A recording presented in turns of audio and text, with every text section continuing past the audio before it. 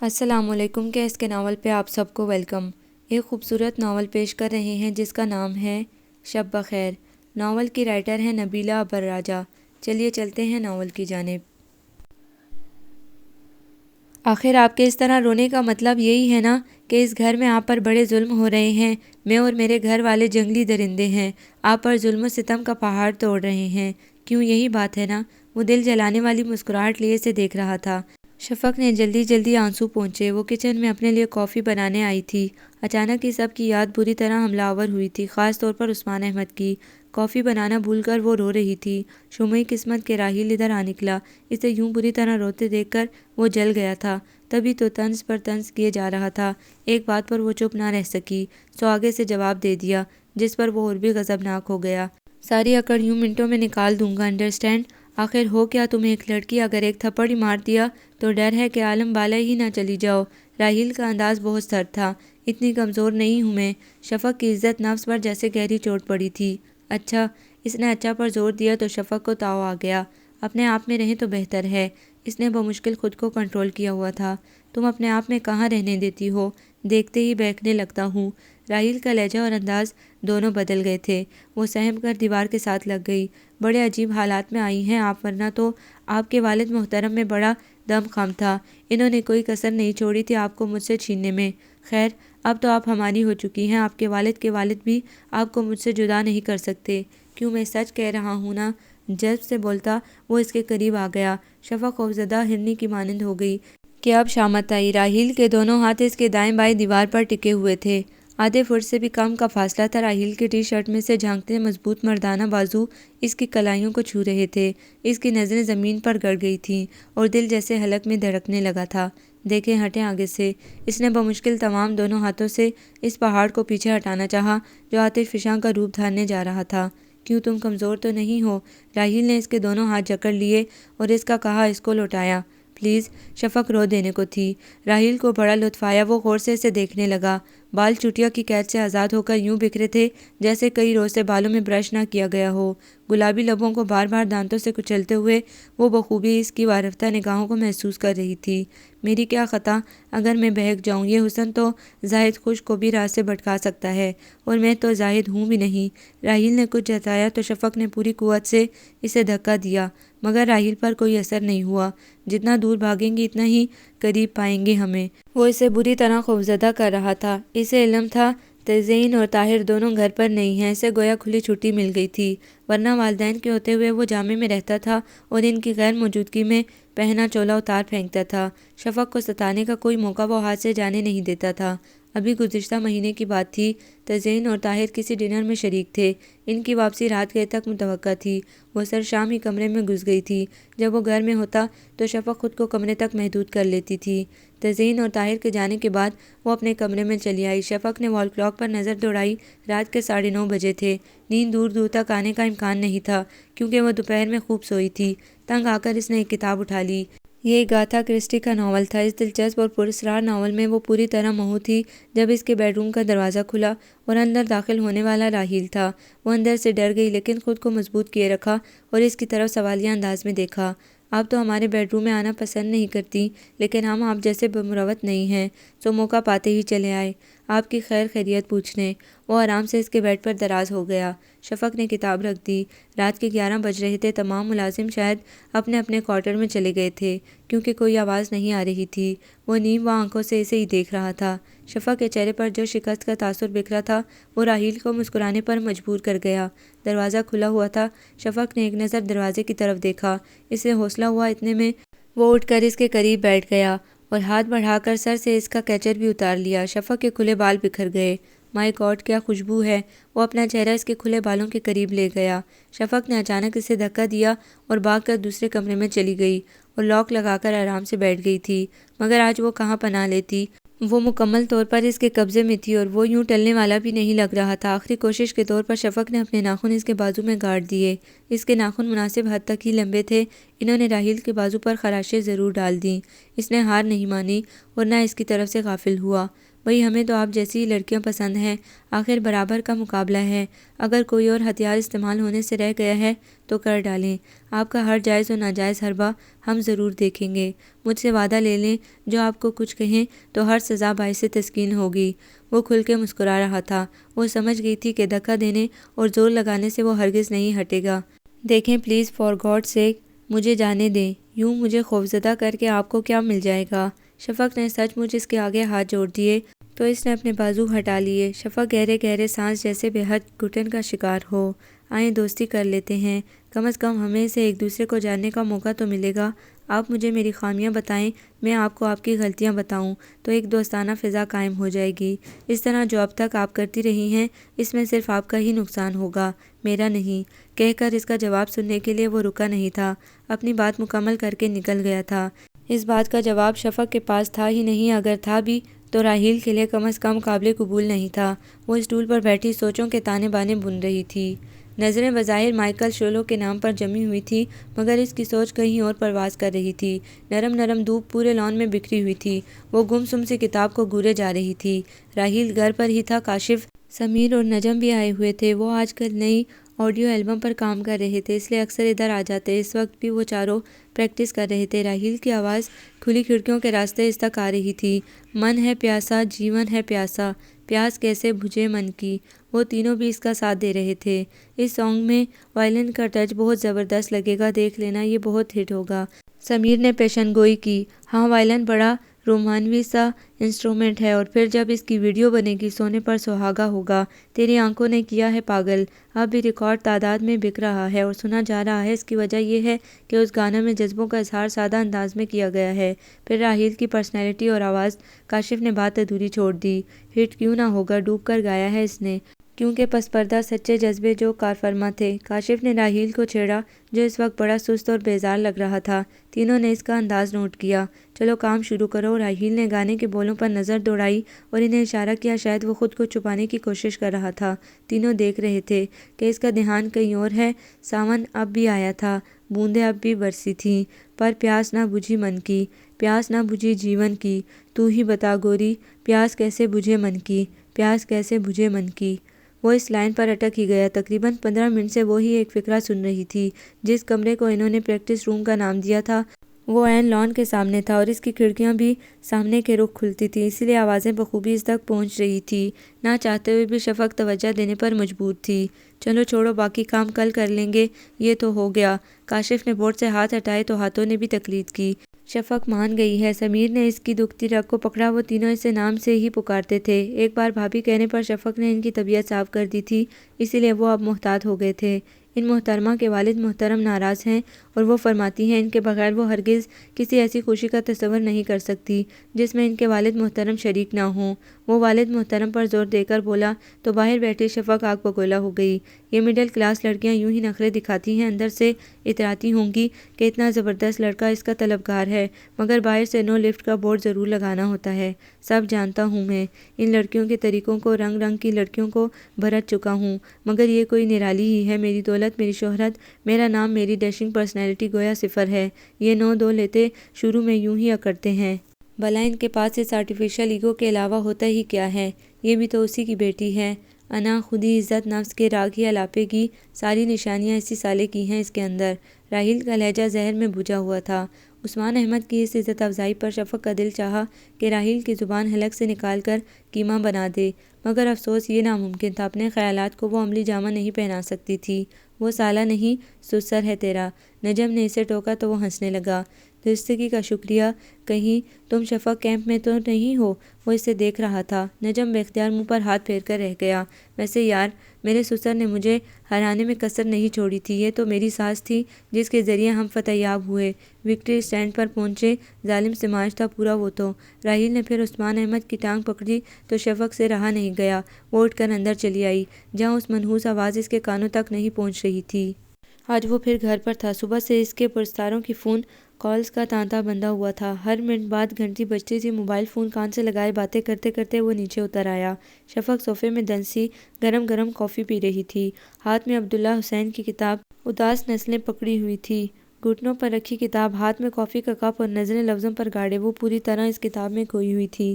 کریم میرے لیے بھی ایک کپ کافی کا لے آؤ۔ وہ اسی طرح موبائل کان سے لگائے مخاطب ہوا اور پاس پڑی کرسی پر ٹک گیا۔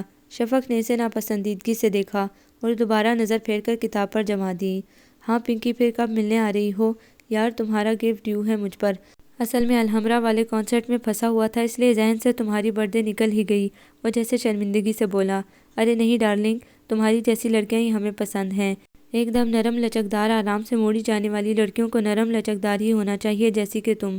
دوسری طرف سے جانے کیا کہا گیا تھا جو یہ غور افشانی ہی کی گئی تھی۔ شفق نے پہلو بدلا۔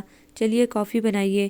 کریم کے ٹرے سائڈ ٹیبل پر رکھتے ہی اس نے شفق کو رعب سے حکم دیا اور کریم کو جانے کا اشارہ کیا۔ ہاں تم سے تو نہیں کہہ رہا ہوں، اپنی ملازمہ سے کہہ رہا ہوں۔ ویسے پتہ نہیں تمہارے ہاتھوں کی بنی کافی پینے کب نصیب ہوگی۔ تمہارے ہاتھ ہیں یا کسی آرٹسٹ کی تخلیق؟ سچ آئی سویر تمہارے جیسے ہاتھ کہیں نہیں دیکھے۔ دل چاہتا ہے کہ کافی بناتی۔ شفق دانت پیس رہی تھی۔ خود کو نوکرانی کہے جانے پر اسے بہت غصہ آیا ہوا تھا۔ کافی کا مگ پھینکنے کے اسٹائل میں اس نے راحیل کے آگے پٹکا اور کتاب اٹھا کر چلی آئی۔ راحیل نے اس کے جاتے ہی پنکی سے جان چھڑائی اور فون بند کر دی۔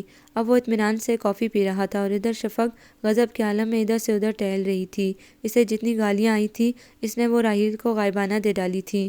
چند دنوں سے اس کے انداز بدل گئے تھے۔ اس نے جیسے شفق کے صبر و ضبط کو آزمانے کا تہیہ کر لیا تھا۔ یہ سب وہ تزئین اور طاہر کی غیر موجودگی میں ہی کرتا تھا۔ شفق کے نروس بریک ڈاؤن ہونے کے بعد اس کا رویہ بدلا تھا، وگرنہ پہلے وہ اتنا بد تہذیب ہرگز نہیں تھا۔ شام کے سائے گہرے ہو رہے تھے۔ راحیل نے اٹھ کر شیشے سے پردے سرکائے۔ سورج نارنجی رنگ کا گولا لگ رہا تھا۔ یہ منظر آج سے پہلے اسے اتنا اداس کبھی نہیں لگا تھا۔ افسوس کے عالم میں سر ہلاتا وہ ہٹ آیا۔ جی میں آیا کہ کاشف کی طرف جایا جائے۔ اس نے اسے نئی البم کی شاعری بھی ڈسکس کرنی تھی۔ سمیر اور نجم بھی ادھر ہی تھے۔ کریم کو چائے کا کہہ کر وہ واش روم میں گھس گیا۔ سکینہ شاید باہر تھی، وہ اسے کپڑے نکالنے کا کہہ کر واپس آ رہا تھا۔ وہ یوں ہی چلتے چلتے شرٹ کے بٹن کھولنے لگا۔ آشی تم؟ شفق کی آواز نے اس کے قدم روک لیے۔ وہ لاؤنج میں ریسیور کان سے لگائے کھڑی تھی۔ راحیل کی طرف اس کی پشت تھی۔ وہ خواہ مخواہ رک گیا کہ دیکھے وہ کیا کہتی ہے۔ اسے خوش فہمی تھی کہ شاید وہ آشی سے اس کا ذکر اچھے الفاظ میں کرے۔ ابو کیسے ہیں؟ امی کیسی ہے؟ تم سب ٹھیک تو ہو نا؟ وہ ایک سانس میں بے قراری سے پوچھتی چلی گئی۔ آشی یہاں اس گھر کے در و دیوار کے درمیان میں گھٹ کر مر جاؤں گی۔ تم سب کو بتاؤ میں بے قصور ہوں۔ تم تو گواہ ہو آشی کہ مجھے یہ گھٹیا تھرڈ کلاس شخص ایک آنکھ نہیں باتا ہے۔ میں اس کی شکل نہیں دیکھنا چاہتی۔ کجا اپنے لائف پارٹنر کے بارے میں اس شخص کا تصور تک نہیں کر سکتی۔ یہ سراسر ظلم ہے اپنے بارے میں۔ شفق کے کہے گئے جملے سن کر اس کی خوش فہمی اور تجسس از خود ختم ہو گیا۔ نہ جانے کیوں اسے دکھ سا ہوا۔ ہم جنہیں دل و جان سے چاہتے ہیں ان کی معمولی سی نفرت بھی برداشت نہیں کر سکتے، اور کہاں سے سر سے پیر تک نفرت و بے قراری میں ڈوبتی یہ لڑکی جو ہر لمحے اس کی تضحیک و ہتک میں لگی رہتی تھی۔ نہیں ہے میرا اس سے کوئی تعلق۔ کاغذ کے پرزے پر سائن کر دینے سے کوئی تعلق اٹوٹ نہیں بن جاتا۔ تعلق تو محسوسات اور روح سے جنم لیتے ہیں۔ آئی سویر اگر مجھے اس چھچورے شخص سے نجات نہ ملی تو میں خودکشی کر لوں گی۔ مرد یعنی مرد، اسے مرد کہنا مردانگی کی توہین ہے۔ اس مرد نما عورت کے ساتھ میں نہیں رہ سکتی ایسے۔ شفق کی بات ادھوری ہی رہ گئی۔ راحیل اس کے آخری جملوں پر ضبط نہ کر سکا تھا۔ اندر ایک دم جیسے ہزاروں آتش فشاں اکٹھے لاوا اگلنے لگے تھے اور خون تو کنپٹیوں میں ٹھوکریں مارنے لگا تھا۔ ایسی توہین کا اس نے اس بالشت پر 1.5 چٹان کی لڑکی سے تصور بھی نہیں کیا تھا۔ اس کے اندر کا آنا پسند مرد اس چوٹ سے بلبلا اٹھا تھا۔ اس کا رد عمل بہت شدید تھا۔ پوری قوت سے اس نے شفق سے ریسیور چھین کر کریڈل پر پٹکا۔ وہ لڑکھڑائی۔ اگر میں اس کو نہ تھام لیتی تو یقیناً زمین پر گرتی۔ راحیل نے وحشیوں کی طرح اٹھا کر اسے دوبارہ اپنے مقابل کھڑا کر لیا۔ آخر خود کو سمجھتی کیا ہو؟ میں تمہارا خون پی جاؤں گا۔ اس گھر میں زندہ دفن بھی کر دیا تو کوئی پوچھے گا نہیں۔ اس کے لفظ لفظ میں قہر اور طوفانوں کی جھلک تھی۔ اس نے سختی سے شفق کے دونوں شانے تھامے۔ آج تمہیں بتا کر رہوں گا کہ کسی مرد کی مردانگی کو للکارنے کی کیا سزا ہے۔ میرے اپنے اصول و نظریات ہیں زندگی گزارنے کے۔ وہ اسے زبردستی کھینچتا ہوا اپنے کمرے میں لے آیا۔ دیوار کے ساتھ کھڑی شفق اپنے حواسوں میں ہی نہیں تھی۔ اس کا دوپٹہ وہیں باہر گر گیا تھا۔ دروازہ بند کر کے وہ اس کی طرف مڑا اور اپنی شرٹ اتار کر پوری قوت سے فرش پر پھینکی۔ میں صرف مرد ہوں، تمہیں ضرور معلوم ہونا چاہیے۔ اس قوم کے بارے میں تمہاری ساری غلط فہمیاں دور کر دوں گا میں۔ راحیل نے سختی سے اس کی کلائی تھام لی۔ اس کی کلائی میں پڑی کانچ کی چوڑیاں راحیل کے ہاتھوں میں ٹوٹ پھوٹ گئیں۔ چند ٹکڑے شفق کے بازو میں گھس گئے۔ وہ اپنی سسکی روک نہیں سکی تھی۔ اس وقت اس کی کیفیت اس معصوم اور بے بس چڑیا کی مانند ہو رہی تھی جو اچانک بے رحم شکرے کے پنجوں میں پھنس گئی ہو۔ اس کا چہرہ خطرناک حد تک پیلا پڑ گیا تھا۔ ہمیشہ مجھ سے دور بھاگتی رہی ہو، میری قربت تمہیں ناگوار گزرتی ہے، مگر آج نہیں بھاگ سکو گی، وہ شفاق لہجے میں بولتا اس کے فرار کی راہیں مسدود کر گیا۔ نہیں، شفق کی سرگوشی چیخ میں ڈل گئی۔ ہاں میری جان، راحیل کے بازو اس کے گرد حصار کی طرح مضبوط ہو گئے۔ تم نے میرے اندر کے سوئے ہوئے انا پسند مرد کو چھیڑ کر اچھا نہیں کیا، وہ اسی طرح مخاطب ہوا۔ شفق نے اس کی گرفت سے آزاد ہونے کے لیے بھرپور کوشش کی اور اپنی جھونک میں سیدھا اس کا سر پوری قوت سے پچھلی سائیڈ کی دیوار پر جا لگا۔ اس کی آنکھوں کے آگے تارے سے ناچ گئے، بصارت کے آگے اندھیرے کی دھند چھا گئی۔ اس کا سر نڈال بے جان انداز میں راحیل کے شانے پر جھول گیا۔ تب اس نے دیکھا وائٹ ڈسٹمپر شدہ دیوار سرخ ہو رہی تھی۔ اپنا غصہ اور غضب بھول کر اس کو سنبھالنے لگ گیا۔ اس کے سر کے پچھلے حصے سے تیزی سے خون نکل رہا تھا۔ اسے بیڈ پر لٹا کر وہ باتھ روم سے دواؤں کے کیبنٹ سے بینڈیج کا سامان لے آیا۔ وہ بے ہوش پڑی تھی۔ راحیل صاحب، اگر ڈیڈی نے اسے اس حال میں دیکھ لیا تو تیری خیر نہیں ہے۔ اس کا زخم صاف کرتے ہوئے وہ بڑبڑایا۔ اس کا بیڈ کور بھی خون سے رنگین ہو گیا تھا۔ اس کی بینڈیج کر کے راحیل نے اسے اس کے کمرے میں پہنچایا اور ملازمہ سے بیڈ کور بدلوایا۔ اب وہ آنے والے حالات کے لیے خود کو تیار کر رہا تھا۔ تھوڑی دیر بعد والدین کے گھر آنے پر وہ چپکے سے گھر سے نکل گیا۔ اس کی واپسی رات 11 بجے ہوئی۔ سارے گھر کی لائٹیں جل رہی تھی۔ ماما کہاں ہیں؟ اس نے پرسوچ انداز میں نجمہ سے دریافت کیا، جو دودھ میں اوولٹین ملا رہی تھی۔ بیگم صاحبہ شفق بی بی کے کمرے میں ہیں، بڑے صاحب بھی وہی ہیں۔ وہ باتھ روم میں گر گئی تھی، بہت چوٹ لگی ہے انہیں، ڈاکٹر کو گئے تھوڑی دیر ہی ہوئی ہے۔ شفق بی بی بتا رہی تھی کہ وہ باتھ روم میں گری ہیں، انہوں نے خود ہی سر کی پٹی کی۔ بیگم صاحبہ نے یہ دودھ شفق بی بی کے لیے منگوایا ہے، میں انہیں دے آؤں؟ وہ اجازت مانگ رہی تھی۔ راحیل نے سر ہلایا، اس کے سر سے بوجھ اتر گیا تھا۔ نجمہ موٹی عقل کی تھی، حالانکہ بڑی آسانی سے خون آلود بیڈ کور اور شفق کی سر کی بینڈیج کے درمیان تعلق دریافت کر سکتی تھی، مگر سچ شکر کہ اس طرف اس کا دھیان ہی نہیں گیا اور نہ اس نے راحیل سے اس سلسلے میں کوئی سوال کیا۔ راحیل سے تو ویسے بھی کسی کو سوال کرنے کی ہمت نہیں پڑتی تھی۔ سیٹی پر شوق سی دھن بجاتا، خود کو حالات سے لاتعلق ظاہر کرتا، وہ ہلکا سا دروازے کو نوک کرتے ہوئے شفق کے کمرے میں داخل ہو گیا۔ کہاں تھے تم؟ کبھی گھر پر بھی ٹک جایا کرو۔ تزئین دیکھتے ہی خفگی سے بولی، ممی میرے گھر میں رہنے سے کسی کو تکلیف ہوتی ہے؟ میں بہت سافٹ نیچر کا ہوں، کسی کو تکلیف میں دیکھ ہی نہیں سکتا۔ ارے انہیں کیا ہوا ہے؟ اس کی اداکاری اتنی زبردست تھی کہ آسکر ایوارڈ جوری اس کی اتنی فطری حیرت پر ایک ایوارڈ تو دے ہی دیتی۔ اسے ایک نظر دیکھ کر شفق نے پھر آنکھیں بند کر لیں، گویا اس کی صورت دیکھنا نہ چاہتی ہو۔ تم گھر پر رہو تو تمہیں پتہ ہو، باتھ روم میں گری ہے، سر کے پچھلے حصے میں چوٹ لگی ہے، خود ہی بینڈیج کر لی۔ یہ نہ کیا کہ ڈاکٹر ہمدانی کو فون کر کے بلوا لیتی۔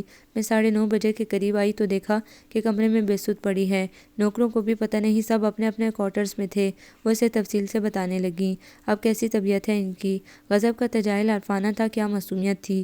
اب بہتر ہے ڈاکٹر، تھوڑی دیر پہلے ہی گیا ہے، شکر ہے کہ بلیڈنگ زیادہ نہیں ہوئی۔ تزئین بیڈ پر شفق کے پاس بیٹھ گئی تھی۔ اس تمام عرصے میں طاہر بالکل خاموش رہے تھے۔ لو بیٹا شاباش پی لو۔ تزئین نے اوولٹن ملا دودھ زبردستی اسے پلانا چاہا۔ شفق نے نفی میں سر ہلایا، مگر وہ اس کے سر پر ہو گئی، ناچار اسے پینا پڑا۔ اس کی ساری توانائی گویا نچڑ گئی تھی۔ آپ کمزوری تو نہیں محسوس کر رہی ہیں؟ وہ بڑی دلسوزی سے پوچھ رہا تھا۔ شفق نے دوبارہ آنکھیں موند لیں۔ قدم سنبھل کر اٹھانا چاہیے، ورنہ چکنے فرش پر بندہ یوں ہی پھسلتا ہے۔ راحیل نے اسے سلگھایا۔ دوائی میں نیند کی گولی بھی تھی، اس لیے وہ فوراً سو گئی تھی۔ اٹھیں طاہر، چلو۔ راحیل تم بھی جاؤ اپنے بیڈ روم میں۔ انہوں نے دونوں کو اٹھایا اور لائٹ آف کر کے کمرے سے نکلیں۔ پھر دوسرے روز راحیل اپنے شوز کے سلسلے میں متحدہ عرب امارات چلا گیا۔ شفق کو شروع میں اس کی پرغضب حالت کا تصور کر کے نیند ہی نہیں آتی تھی۔ اس کا جنونی وحشیانہ انداز یاد کر کے اس کا دل دھڑ دھڑانے لگتا تھا۔ وہ اکثر سوچتی کہ اس سے نہ جانے کون سا گناہ سرزد ہوا ہے جس کی سزا اسے راحیل کی صورت میں ملی ہے۔ فاریہ صدیقی ایک امیر گھرانے سے تعلق رکھتی تھی۔ عثمان اس کے دور پرے کا کزن تھا۔ وقار صدیقی نے اس کی شرافت، لیاقت اور ذہانت کو دیکھتے ہوئے فاریہ کی شادی اس کے ساتھ کر دی۔ نازو پلی فاریہ کے خواب اس 5 مرلے کے مکان میں آ کر ٹوٹ پھوٹ گئے تھے۔ عثمان کو سسرالیوں سے مدد لینا گوارا نہیں تھی۔ وہ مقامی کالج میں بوٹنی کے پروفیسر تھے۔ ان کی محدود تنخواہ میں فاریہ کے مہنگے خواب پورے ہونا ناممکن تھے۔ حالانکہ وقار صدیقی نے بھی اس پر اپنے بزنس میں ہاتھ بٹانے کے لیے دباؤ ڈالا، مگر عثمان کی انا کو یہ سب پسند نہیں تھا۔ اسی دوران ان کے گھر ڈولی، سنی اور شفق نے جنم لیا۔ ڈولی اور سنی کے اصل نام کچھ اور تھے۔ یہ تو فاریہ تھی جو اپنے امیرانہ مزاج کو سہار دینے کے لیے انہیں اس نام سے پکارتی تھی، کیونکہ اس کی باقی کزنز اور بھابیاں بھی اپنے بچوں کو اصل ناموں کے بجائے ان الٹے سیدھے ناموں سے پکارتی تھیں۔ ان کی کلاس میں یہ فیشن تھا کہ داؤد کو ڈیوڈ اور تانیہ کو ٹیمی کے لقب سے بلایا جائے، سو فاریہ بھی یہ سب کر رہی تھی۔ شفق کا نام بڑے چاؤ سے عثمان نے رکھا تھا اور اسے اسی نام سے بلاتے تھے۔ فاریہ نے شروع میں اس کے نام کو بھی بگاڑنے کی کوشش کی، مگر عثمان نے سختی سے ٹوکا کہ شفق کو اسی اصلی نام سے بلایا جائے، یوں اس کا نام بگڑنے سے بچ گیا۔ ڈولی اور سنی مزاج میں ماں پر گئے، جبکہ شفق ہو بہو باپ کی عادات کا پرتو تھی۔ وہی متانت، وہی دھیما پن، وہی اعتدال پسند مزاج۔ جبکہ ڈولی اور سنی کو اگر گھر میں کھانا بھی پسند نہ آتا تو برتن بنا کسی لحاظ کے توڑ دیتے۔ فاریہ اور شہ دیتی سہولتوں کے فقدان اور آئیڈیالزم نے اسے چڑچڑی، بیزار، حاسد، کمظرف اور اذیت پرست عورت بنا دیا تھا۔ عثمان کی زندگی عذاب ہو کر رہ گئی تھی۔ رفتہ رفتہ وہ کم گو ہو گیا تھا۔ اس کے تینوں بڑے بھائی شراکت کی بنیاد پر شو فیکٹری لگا رہے تھے۔ اس کے لیے انہوں نے حکومت سے قرضہ بھی لیا۔ انہوں نے عثمان سے بھی کہا کہ وہ بھی کچھ رقم انویسٹ کرے۔ اس نے فاریہ کے اکسانے پر تمام جمع پونجی ان کے حوالے کر دیا۔ فیکٹری نے جب منافع دینا شروع کیا تو فاریہ کے کہنے اور مجبور کرنے پر عثمان نے جاب چھوڑ دی۔ اب وہ بھی باقاعدگی کے ساتھ فیکٹری جانے لگے۔ 5-6 سال کے بعد ان کی محنت بارآور ہوئی۔ اب ان کے جوتوں کی مانگ باہر کے ممالک میں بھی ہونے لگی تھی۔ عثمان احمد کے گھر میں بھی خوشحالی آنے لگی۔ بڑے بھائی سفیان نے فیکٹری سے حاصل ہونے والے منافع سے ایک اور فیکٹری لگا لی۔ ان کا شمار اب ہائی کلاس کے افراد میں ہونے لگا تھا۔ چاروں بھائیوں نے شہر کے سب سے پوش علاقے میں زمین خرید کر کوٹھیاں بنائی۔ نئی نسل کا لائف سٹائل ہی بدل گیا۔ شلوار قمیض کی جگہ 3 پیس سوٹ اور جینز جیکٹ نے لے لی۔ لڑکیاں بھی اس دوڑ میں پیچھے نہیں رہیں۔ وہ بھی مغربی پہناوے فخر سے زیب تن کرتی، کنوینئنٹ زدہ لہجے میں منہ بگاڑ بگاڑ کر انگلش بولتی۔ ڈولی کا آج کل سفیان احمد کے بزنس پارٹنر کے بیٹے رضا سے چکر چل رہا تھا۔ سنی رومی میں انوالو تھا۔ وقت نے عثمان کو بھی بدل دیا تھا۔ فاریہ کے بلند معیار زندگی کے آگے ان کے اصول بھی ہار مان گئے تھے۔ صرف شفق ایک ایسی ہستی تھی جو نہیں بدلی تھی۔ صبا اور دھنک تو اس کے منہ پر اسے بوڑھی روح کہتی تھی، کیونکہ وہ دوپٹہ سر پر لیتی تھی، کلب نہیں جاتی تھی، 5 وقت کی نماز پڑھتی، روزے رکھتی تھی۔ مزے اور حیرانی کی بات یہ تھی کہ اس کا کوئی بوائے فرینڈ بھی نہیں تھا۔ سارا تو برملا کہتی تھی، تم ہمارے خاندان کی لگتی ہی نہیں ہو، ساری عادتیں غریبوں والی ہیں۔ فاریہ بھی اسے بہت چڑھتی تھی۔ ڈولی، صبا، دھنک، رومیزہ اور سارا کی مثال دیتی کہ انہوں نے کیسے امیر امیر لڑکوں کو پھانس رکھا ہے۔ گھر میں صرف ایک عاشی تھی جسے عثمان احمد کے بعد وہ قریب تھی۔ عاشی فاریہ کے بھائی کی بیٹی تھی۔ جب وہ 6 سال کی تھی تو اس کی ماں وفات پا گئی تھی۔ کچھ عرصے بعد باپ دوسری شادی کر کے فرانس جا بسا۔ عاشی کو پاکستان ہی چھوڑ کر، کیونکہ اس کی دوسری بیگم کو کم سن عاشی کا وجود گوارا نہیں تھا۔ فاریہ اسے ساتھ لے آئی۔ عاشی شفق سے 3 برس بڑی تھی، مگر دونوں میں آپ جناب کا تکلف نہیں تھا۔ عاشی کی بات اس کے دوست کے بھائی شاہد سے طے تھی۔ وہ انگلینڈ ایک کورس کے سلسلے میں گیا ہوا تھا۔ اسی سال عاشی کے فائنل ایئر کے بعد ان کی شادی متوقع تھی۔ فاریہ اسے ڈولی، دھنک، صبا وغیرہ کے ساتھ آگے آگے رکھتی تھی۔ گزشتہ 2-2.5 ماہ کے دوران انہوں نے زبردستی اسے کلب لے جانا شروع کر دیا تھا۔ ڈولی اور رضا کی چٹ منگنی اور پٹ بیاہ ہوا۔ وہ اس کے ساتھ شادی کے فوراً بعد کینیڈا چلی گئی۔ اس کی شادی کے بعد فاریہ شفق کی طرف سے فکر مند ہو گئی تھی۔ ڈولی کے تو میٹرک میں ہی رشتے آنا شروع ہو گئے تھے، جبکہ شفق BA فائنل میں بھی آ گئی تھی، مگر ابھی تک اس کا ایک پروپوزل بھی نہیں آیا تھا۔ یہ نہیں تھا کہ وہ بدصورت تھی۔ شفق عاشی اور ڈولی دونوں سے زیادہ خوبصورت اور دلکش تھی، مگر اسے اپنے حسن کو نمایاں کرنے کا شوق نہیں تھا۔ فاریہ اس کی شادی بھی ڈولی کی طرح اونچے گھرانے میں کرنا چاہتی تھی۔ صبا، دھنک اور سارا کی بھی بات طے ہو گئی تھی۔ اب ایک شفق ہی تھی جو فارغ تھی۔ شفق خود بھی لوگوں میں زیادہ گھلتی ملتی نہیں تھی۔ اس کا ذہن ابھی تک اس 5 مرے والے مکینوں کے درمیان پھنسا ہوا تھا۔ سب نے دولت آتے ہی وہ رنگ بدلے تھے کہ وہ حیران رہ گئے تھے۔ اس کے اندر وہی میانہ روی اور اعتدال تھا جو پہلے تھا۔ وہ ابھی فضول خرچی نہیں کرتی تھی۔ جو پیسے اسے جیب خرچ اور دیگر ضروریات کے لیے ملتے تھے، شفق اور کشمیر فنڈ میں دے دیتی تھی۔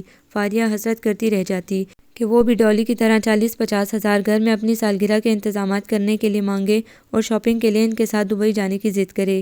یہ نہیں تو کم از کم پیرس جاتے وقت میک اپ کے بہترین لوازمات لانے کی یاد دہانی کروائے۔ سارے کی منگنی پر شہر کے سب سے مہنگی بوتیک سے سوٹ لینے کی ضد کرے۔ ان کے حسرت ہی رہی۔ انہوں نے خود اس طرف توجہ دینی شروع کر دی۔ نامحسوس انداز میں وہ اس پر اپنی گرفت مضبوط کرتی چلی گئی۔ عثمان احمد کا وجود اس گھر میں نہ ہونے کے برابر تھا۔ وہ صرف دولت کمانے کی مشین بن گئے تھے۔ اب عملاً اس گھر پر فاریہ کی اجارہ داری تھی۔ پرسوں PC میں میوزک اسٹریٹ کا کنسرٹ ہو رہا تھا۔ آنٹی کہہ رہی تھی تمہیں ضرور جانا ہے۔ عاشی نے ٹکٹ اسے دکھاتے ہوئے کہا، میں نہیں جاؤں گی، مجھے کوئی شوق نہیں ہے میوزک کنسرٹ دیکھنے کا۔ وہ صاف انکاری ہو گئی۔ پتہ ہے یہ کنسرٹ ہمیں سروج بھائی دکھانے لے جا رہے ہیں، وہی سروج دھنک کے ماموں جو فورن سے MBA کی ڈگری لے کر آئے ہیں، وہ یہ سب ٹکٹ لے کر آئے ہیں۔ دھنک، صبا، سارا، میں تم سب جا رہے ہیں۔ آشی نے اسے رسان سے بتایا تو وہ میں کیا کروں کہہ کر دوسری طرف متوجہ ہو گئی۔ دھنک شفق کی تیازات بھی سروج نیا باہر سے آیا تھا، اس کے MBA کی ڈگری کا سن کر فاریہ بیگ کچھ سوچنے پر مجبور ہو گئی تھی۔ سروج کا فیوچر انہیں بہت برائٹ لگ رہا تھا۔ 2 مرتبہ دعوت کے بہانے انہوں نے اسے گھر پر مدعو بھی کیا تھا۔ خیالوں میں وہ کئی بار شفق کو سروج کی دلہن بنے دیکھ چکی تھیں۔ اب وہ سب کو کنسرٹ پر لے کر جا رہا تھا۔ فاریہ نے اس سنہری موقع کو ضائع کرنا ضروری نہیں سمجھا، تبھی تو انہوں نے شفق سے کہا کہ تمہیں ہر حال میں ان سب کے ساتھ کنسرٹ پر جانا ہے، اسے ہتھیار ڈالنے پڑے تھے۔ آج راحیل کے کنسرٹ میں خوب مزہ آئے گا۔ دھنک اور آشی تصور میں مزے لے رہی تھی۔ شفق نے دونوں کو گھورا، تم بھی تو جاؤ گی؟ آشی نے لاڈ سے بازو اس کے گلے میں ڈالے۔ پتہ نہیں اس بے ہنگم اچھل کود اور بے سورے لڑکوں میں تمہیں کیا نظر آتا ہے؟ عورتوں والے انداز اپنائے یہ لڑکے مجھے تو زہر لگتے ہیں۔ اس نے اپنے خیالات کا اظہار کیا۔ تم چلو تو صحیح، متاثر نہ ہوئی تو نام بدل دینا۔ دھنک نے دوسرا طریقہ آزمایا۔ جب وہ سروج کے ساتھ ہوٹل پہنچی تو ہال بھرا ہوا تھا۔ آشی اور صبا نے فوراً سیٹیں تلاش کی۔ لڑکے لڑکیوں نے سیٹیوں اور تالیوں سے اسٹیج پر نمودار ہونے والوں کا استقبال کیا۔ شفق سخت بیزاری محسوس کر رہی تھی۔ پبلک گلوکاروں کا بھرپور ساتھ دے رہی تھی۔ لڑکے ڈانس کر رہے تھے اور لڑکیاں اپنی اپنی جگہ پر کھڑے ہو کر ہاتھ ہلا رہی تھی۔ شفق کو سخت افسوس ہوا۔ اس نے ٹھنڈی سانس بھرتے ہوئے نئی نسل کے نمائندہ فیورٹ گروپ کا جائزہ لیا جو لڑکا گا رہا تھا۔ شفق نے اسے حیرت سے دیکھا۔ تنگ سی جینس جس میں رنگ برنگے چتھڑے لگے ہوئے تھے، شرٹ کے تمام بٹن کھلے ہوئے، گلے میں 2-3 سونے کی موٹی موٹی زنجیریں، بازوں پر نیلے اور کالے رنگ کے عجیب سے نقش و نگار، ہاتھ میں سونے کا بھاری سا بریسلیٹ، کان میں بالی اور کندھوں تک آتے لمبے بال اہتمام سے کھلے چھوڑے گئے تھے۔ چہرے پر بھی بے ہنگم داڑھی مونچھیں تھی۔ شفق کو شدید کراہت آئی۔ یہ تھا نئی نسل کے نمائندہ گلوکار کا حلیہ، جامع زیبی کا اعلیٰ شہکار، جو مائک ہاتھ میں پکڑے پورے ہال میں چکراتا پھر رہا تھا۔ اس کے ساتھ باقی 3 لڑکوں کو شاید میرگی کا دورہ پڑا ہوا تھا، جو وہ بے طرح تھرک رہے تھے۔ کیا قائد اعظم نے انہی جوانوں کے بارے میں کہا تھا کہ ملک کی باغ دوڑ اب آپ جوانوں کے ہاتھ میں ہے؟ کیا اقبال نے انہی لڑکوں کے بارے میں کہا تھا کہ محبت مجھ ان جوانوں سے ہے جو ڈالتے ہیں ستاروں پہ کمند؟ پروگرام ختم ہو چکا تھا۔ ہال آہستہ آہستہ خالی ہو رہا تھا۔ سروج کو اپنا دوست نظر آ گیا تھا۔ وہ اس کی طرف بڑھ گیا۔ کچھ پرستار گلوکار کو گھیرے کھڑے تھے۔ وہ چاروں بھی مچل گئی کہ آٹوگراف لینا ہے۔ آشی نے شفق کا ہاتھ مضبوطی سے پکڑا ہوا تھا۔ ہاتھ چھڑانے کی جدوجہد میں وہ ان کے ساتھ اسٹیج پر ہی آ گئی۔ سارا پہلے سے ہی وہاں موجود تھی اور بڑی عقیدت سے گلوکار کو دیکھے جا رہی تھی۔ اس کے پیچھے 3-4 لڑکیاں کھڑی تھیں، ان کے لبوں سے تو باقاعدہ ٹھنڈی آہیں نکل رہی تھی۔ سارا اس کے قریب پہنچ گئی تھی۔ اب ایک طرف سے دھنک اور دوسری طرف سے سارا نے اس کا ہاتھ پکڑا ہوا تھا۔ اسی حالت میں وہ راحیل کے قریب پہنچی۔ چھوڑو میرا ہاتھ، کیا جنگلی پن ہے؟ شفق نے خاصی اونچی آواز میں کہا تھا۔ جبھی تو وہ چاروں متوجہ ہوئے۔ ارد گرد کے باقی لوگ بھی انہیں دیکھنے لگے۔ Autograph please. دھنک نے پھولے سانسوں سمیت سنہری جلد والی آٹوگراف بک راحیل کی طرف بڑھائی تو وہ مسکرا دیا، ساتھ ہی نظر شفق پر دوڑائی جو غصہ ضبط کرنے کی کوشش میں سرخ ہوئے جا رہی تھی۔ راحیل نے سائن کر کے آٹوگراف بک دھنک کو واپس کی۔ سارا کو جانے کیا شرارت سوجی کہ شفق کا ہاتھ پکڑ کر آگے کر دیا اور بولی، شفق کو بہت شوق ہے آپ سے آٹوگراف لینے کا، وہ بھی ہاتھ پر۔ یہ آپ کی سب سے بڑی فین ہے۔ راحیل نے مسکراتے ہوئے پین والا ہاتھ آگے بڑھایا تو وہ پھٹ پڑی۔ نہیں ہے شوق مجھے ہجڑوں سے آٹوگراف لینے کا۔ آدھے تیتر آدھے بٹیر۔ سارا تو سارا، وہ چاروں بھی اس ریمارک پر ہکا بکا رہ گئے۔ جب تک راحیل ہوش میں آتا شفق سروج کو تلاش کرتی باہر نکل گئی تھی۔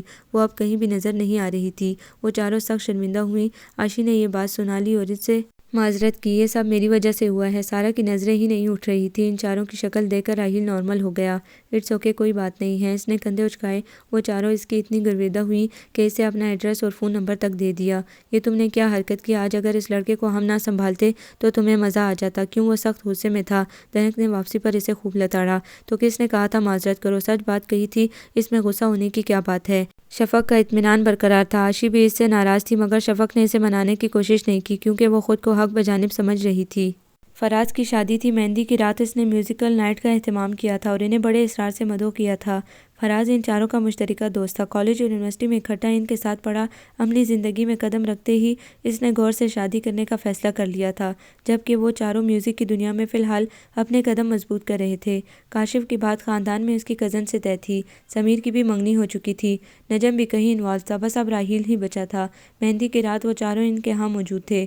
فراز کی سالیاں اور دیگر لڑکیاں انہیں گھیرے بیٹھی تھیں اور طرح طرح کے سوالوں سے زج کر رہی تھی۔ اسی بھیڑ میں اس کی نظر صبا اور آشی پر پڑی تھی۔ راحیل کو نہ جانے کیوں خوشگوار سی حیرت ہوئی۔ عروج آنٹی کہہ رہی ہیں کہ ہار کہاں رکھے ہیں؟ اس جانی پہچانی آواز پر راحیل نے بے اختیار سر موڑ کر دیکھا۔ آف وائٹ چوڑی دار پاجامے اور نیٹ کے کرتے میں ملبوس بڑا سا دوپٹہ سر پر لیے وہ شفق، وہ ایک لڑکی سے مصروف سے انداز میں باتیں کرتی اندر مڑ گئی۔ اس کا کچھ روز پہلے والا تنا تنا سروپ راحیل کو یاد آ گیا۔ اس کے کپڑوں کا رنگ تک اسے یاد تھا، آسمانی رنگ کی قمیض اور سفید شلوار پہنے، سر پر ہم رنگ اسکارف لیے، دوپٹہ شانوں پر پھیلائے، وہ دوسری لڑکیوں سے الگ نظر آ رہی تھی، اس لیے اس کے ذہن کے گوشے میں محفوظ ہو گئی تھی۔ کچھ دیر بعد وہ پھر باہر آئی، اس کے ساتھ فراز کی بہن تھی شاید۔ ارے شفق دیکھ تو میوزک اسٹریٹ والا راحیل آیا ہے۔ ایک پیاری سی لڑکی نے اسے مطلع کیا۔ میری بلا سے جو بھی آئے، مجھے ان لوگوں سے کوئی دلچسپی نہیں ہے، وہ روکھا سا جواب دے کر آگے بڑھ گئی۔ اب تمام لڑکیاں اس پر طرح طرح کے جملے کس رہی تھیں۔ ارے بد دماغ ہے، خود کو منفرد بنانے کا شوق ہے، مس یونیورس تصور کرتی ہے اپنے آپ کو۔ راحیل جیسے لوگوں سے ملنا اور سننا اس لڑکی کے لیے اعزاز کی بات ہونی چاہیے، مگر یہ محترمہ توبہ، لڑکیاں اس کی ذات کے بخیے ادھیڑ رہی تھیں۔ دھنک کا منگیتر آسٹریلیا سے آ گیا تھا۔ رحمہ اور سفیان اس کی شادی کی تیاریوں میں مگن تھے۔ فاریہ اور عاشق کے ساتھ شفق بھی تایا کے گھر روز جاتی، ادھر ادھر کے کاموں میں ہاتھ بٹاتی۔ دھنک تو اسکن خراب ہو جانے سے دھوپ میں بھی نہیں جاتی تھی۔ اس کی شادی کی اکثر شاپنگ رومیزا، عاشی اور صبا نے کی تھی، تو وہ تو مزے سے نت نئے ماسک لگائے آرام کرتی رہتی اور کوئی چیز پسند نہ آنے پر آرام سے ریجیکٹ کر دیتی۔ دھنک اور سارا کے دماغ میں راحیل کو شادی پر بلانے کا کیڑا کلبلا رہا تھا۔ اگر وہ آ جاتا تو ان کے احساس برتری کو اور بھی تقویت ملتی۔ پھر انہوں نے فون پر اس سے رابطہ کر کے شادی پر آنے کے لیے کہا۔ راحیل نے نہ جانے کیسے آنے کا وعدہ کر لیا۔ اب خاندان بھر میں کھلبلی مچی ہوئی تھی کہ دھنک کی شادی پر میوزک اسٹریٹ والا راحیل آ رہا ہے۔ لڑکے لڑکیاں بہت ایکسائٹڈ ہو رہے تھے۔ رحمہ اور سفیان کا سر اور بھی اونچا ہو گیا تھا۔ فاریہ اندر ہی اندر سلگ کر رہ گئی تھی۔ راحیل نوجوان نسل کا پسندیدہ سنگر تھا، آج کل ہر طرف اسی کا چرچا تھا۔ میوزک کنسرٹ میں جانا اور گھر پر ان سنگرز کو بلانا ہائی کلاس میں اسٹیٹس سمبل بنتا جا رہا تھا۔ سفیان دولت کی دوڑ میں باقی تینوں بھائیوں سے آگے نکل گیا تھا، اس لیے فاریہ کو شدید اذیت ہونے لگی تھی۔ حالانکہ گھر میں اب خوشحالی اور سہولیات کا دور دورہ تھا۔ 2 نئے ماڈلز کی مہنگی کاریں گیراج میں موجود تھیں۔ گرمیوں کا سیزن وہ مری میں خریدے گئے کاٹیج میں گزارتی تھی۔ سال میں ایک آدھ بار باہر بھی چلی جاتی، مگر پھر بھی انہیں چین نہ تھا۔ سفیان کے پورچ میں ہر 6 ماہ بعد نئی گاڑی نظر آتی۔ رحمہ، دھنک اور رومیزا گرمیاں سوئٹزرلینڈ میں گزارتی، دبئی اور پیرس ایسے جاتی جیسے لوگ کراچی یا لاہور کا چکر لگاتے ہیں۔ روہما واپسی پر اپنے ڈائمنڈز سیٹ کی نمائش کرنا بھولتی نہیں تھی۔ کرسٹل کا نفیس سا ڈنر سیٹ جو وہ اس سال پیرس سے لائی تھی، اس کا تذکرہ وہ ہر آئے گئے سے کرتی۔ ایسے میں فاریہ کے سینے پر کیوں نہ سانپ لوٹتے۔ سارا غصہ عثمان اور شفق پر اترتا۔ دھنک کی شادی کی رسمیں شروع ہو گئی تھیں۔ آج اسے مایوں بٹھایا جا رہا تھا۔ بہت زبردست لائٹنگ کی گئی تھی، ہر آئے گئے کی نظر ضرور سراہتی۔ دھنک کا مایوں کا جوڑا 30,000 میں بنا تھا۔ روہما نے سب کو جوڑے کی لاگت بتائی تھی، سب واہ واہ کر رہے تھے۔ شفق کو اس نمائش سے کوئی دلچسپی نہیں تھی۔ دھنک کی شادی پر پہنے جانے والے ملبوسات فاریہ نے خود اس کے لیے بنوائے تھے۔ اسے علم تھا شفق سب سے دلکش اور خوبصورت ہے۔ مہنگے ملبوسات اور سلیقے سے کیا گیا میک اپ اسے سب سے ممتاز کر دے گا، اور ہو سکتا ہے کسی مل اونر کی بیگم اسے اپنے بیٹے کے لیے پسند کر لے۔ دھنک کی مہندی کی رسم ہو رہی تھی جب شور مچا کہ میوزک اسٹریٹ گروپ کے لوگ آئے تھے، سب باہر بھاگ گئے۔ شفق دھنک کے پاس بیٹھی رہے۔ آنے والے مہمانوں کو بڑے احترام سے بٹھایا گیا۔ دھنک، روہما اور رومیزا کی گردنوں میں اکڑ آ گئی تھی۔ اتنا مشہور سنگر جس کے گانے انٹرنیشنل چینلز پر چلتے تھے، وہ ان کے گھر بیٹھا ہوا تھا، یہ تو بڑے اعزاز کی بات تھی۔ سب ان کے گرد جمع تھے، یہاں تک کہ دھنک بھی اس سے حال احوال پوچھ رہی تھی۔ وہ تقریباً آدھا گھنٹہ وہاں بیٹھا رہا۔ بیزاری سے بیٹھی شفق کو بھی اس نے اتفاقاً دیکھ لیا، مگر نہ تو وہ آگے آئی اور نہ پروانہ وار دیگر لڑکیوں کی طرح نثار ہوئی۔ اس نے راحیل کو ایک اجنبی سے زیادہ اہمیت ہی نہیں دی، جس پر وہ خاصا حیران تھا۔ اس کے جانے کے بعد دھنک اور روہما اس کی جان کو آ گئیں۔ یہ تمہیں اتنا خراب رویہ اپنانے کی کیا ضرورت تھی؟ وہ کیا سوچتا ہوگا؟ روہما نے اسے گھورا۔ اتنا مشہور شخص پہلی بار ہمارے گھر آیا اور تم شفق کتنے روڈ اور غلط طریقے سے پیش آئی۔ دھنک بھی غصے سے اسے دیکھ رہی تھی۔ اسے بڑے بڑے لوگوں میں اٹھنے بیٹھنے کا طریقہ ہی نہیں ہے۔ رومیزا نے بھی دل کی بھڑاس نکالی۔ وہ چپ رہی، لڑنا اور جواب دینا اس کی سرشت میں ہی نہیں تھا۔ اس کی اس کمزوری سے وقتاً فوقتاً سب فائدہ اٹھاتے تھے۔ دھنک کی رخصتی میں راحیل پھر آیا ہوا تھا، اس کے ساتھ ہی فراز کی بہن نغمانہ بیٹھی ہوئی تھی۔ فراز راحیل سے گپے لگا رہا تھا، اس کی نئی نویلی بیوی بھی آئی ہوئی تھی۔ شفق کچھ دیر ان کے پاس بیٹھی رہی، کیونکہ رومیزا کڑی نظروں سے اسے ہی دیکھ رہی تھی۔ عاشی، صبا، سارا وغیرہ سب راحیل سے اچھے طریقے سے ملی۔ وہ ادھر بادل نخواستہ ان سب کی باتیں سنتی رہی۔ راحیل غیر محسوس انداز سے اس کا اچھی طرح جائزہ لے چکا تھا۔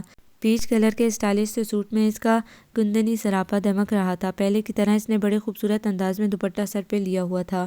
اس کے سراپے اور انداز سے ہم عمر لڑکیوں والی شوخی، شرارت، چھیڑ چھاڑ اور ادائیں مفقود تھیں۔ یوں چپ خاموش بیٹھی وہ قدیم داستانوں کا کوئی حسین مگر پر اسرار کردار لگ رہی تھی۔ یار ان محترمہ کا بائیو ڈیٹا کیا ہے؟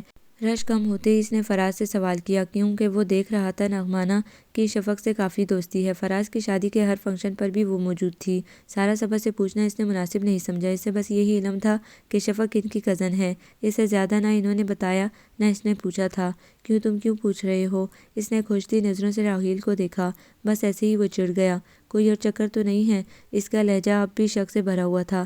نہیں یار، راحیل نے جلدی سے وضاحت کی۔ خیر پتہ ہے، مجھے سب جانتا ہوں۔ ویسے یہ لوگ تمہارے اسٹیٹس کے مطابق نہیں ہیں، 9-2 لیتے ہیں، حالانکہ اس کا باپ آج کل بڑا اونچا اڑ رہا ہے، پھر بھی یہ تمہارے معیار کے نہیں۔ تمہارے مقابلے میں ان کی حیثیت صفر ہے۔ اس بیچاری کی والدہ محترمہ کو امیر بننے کا خبط تھا، اوپر سے یہ محترمہ بڑے اوکے مزاج کی ہیں۔ فراز نے اسے ڈرایا۔ اتفاق سے ان کی کچھ باتوں کی بھنک پاس بیٹھی نغمانہ کے کانوں میں بھی پڑ گئی۔ کون محترمہ اوکے مزاج کی ہیں؟ اس کے کان کھڑے ہو گئے۔ یہی دنک لوگوں کی کزن شفق۔ فراز بے نیازی سے بولا، جی نہیں، یہ آپ کی غلط فہمی ہے۔ شفق تو بے حد اچھی لڑکی ہے۔ ہاں یہ بات ضرور ہے کہ عام فیشنیبل لڑکیوں سے وہ بہت مختلف ہے، بلکہ ٹوٹلی ڈیفرنٹ ہے۔ فاریہ آنٹی کو بھی اس سے بہت شکایات ہے۔ فرسٹ ایئر میں میری شفق سے ملاقات ہوئی تھی، اب ہم دونوں BA کے فائنل ایئر میں ہیں۔ اس جیسی لڑکی پورے کالج میں نہیں ہے۔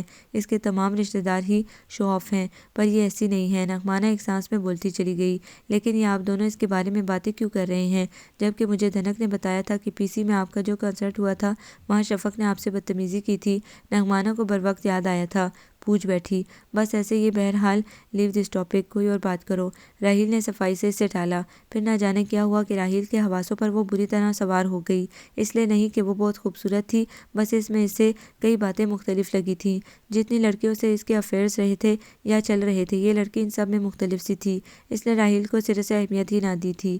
اس کی ایک اور عجیب سی عادت، راحیل کے لیے وہ عجیب عادت ہی تھی، وہ یہ تھی کہ وہ اپنے حسن کو نمایاں نہیں کرتی تھی۔ اس کے آج تک خاندان یا خاندان سے باہر جتنی بھی شناسا لڑکیاں تھیں، وہ اپنے حسن کو نت نئے انداز سے نمایاں کرتی تھی۔ جو زیادہ حسین نہیں تھی، وہ مصنوعی کیل کانٹوں سے آراستہ و پیراستہ رہتی تھیں۔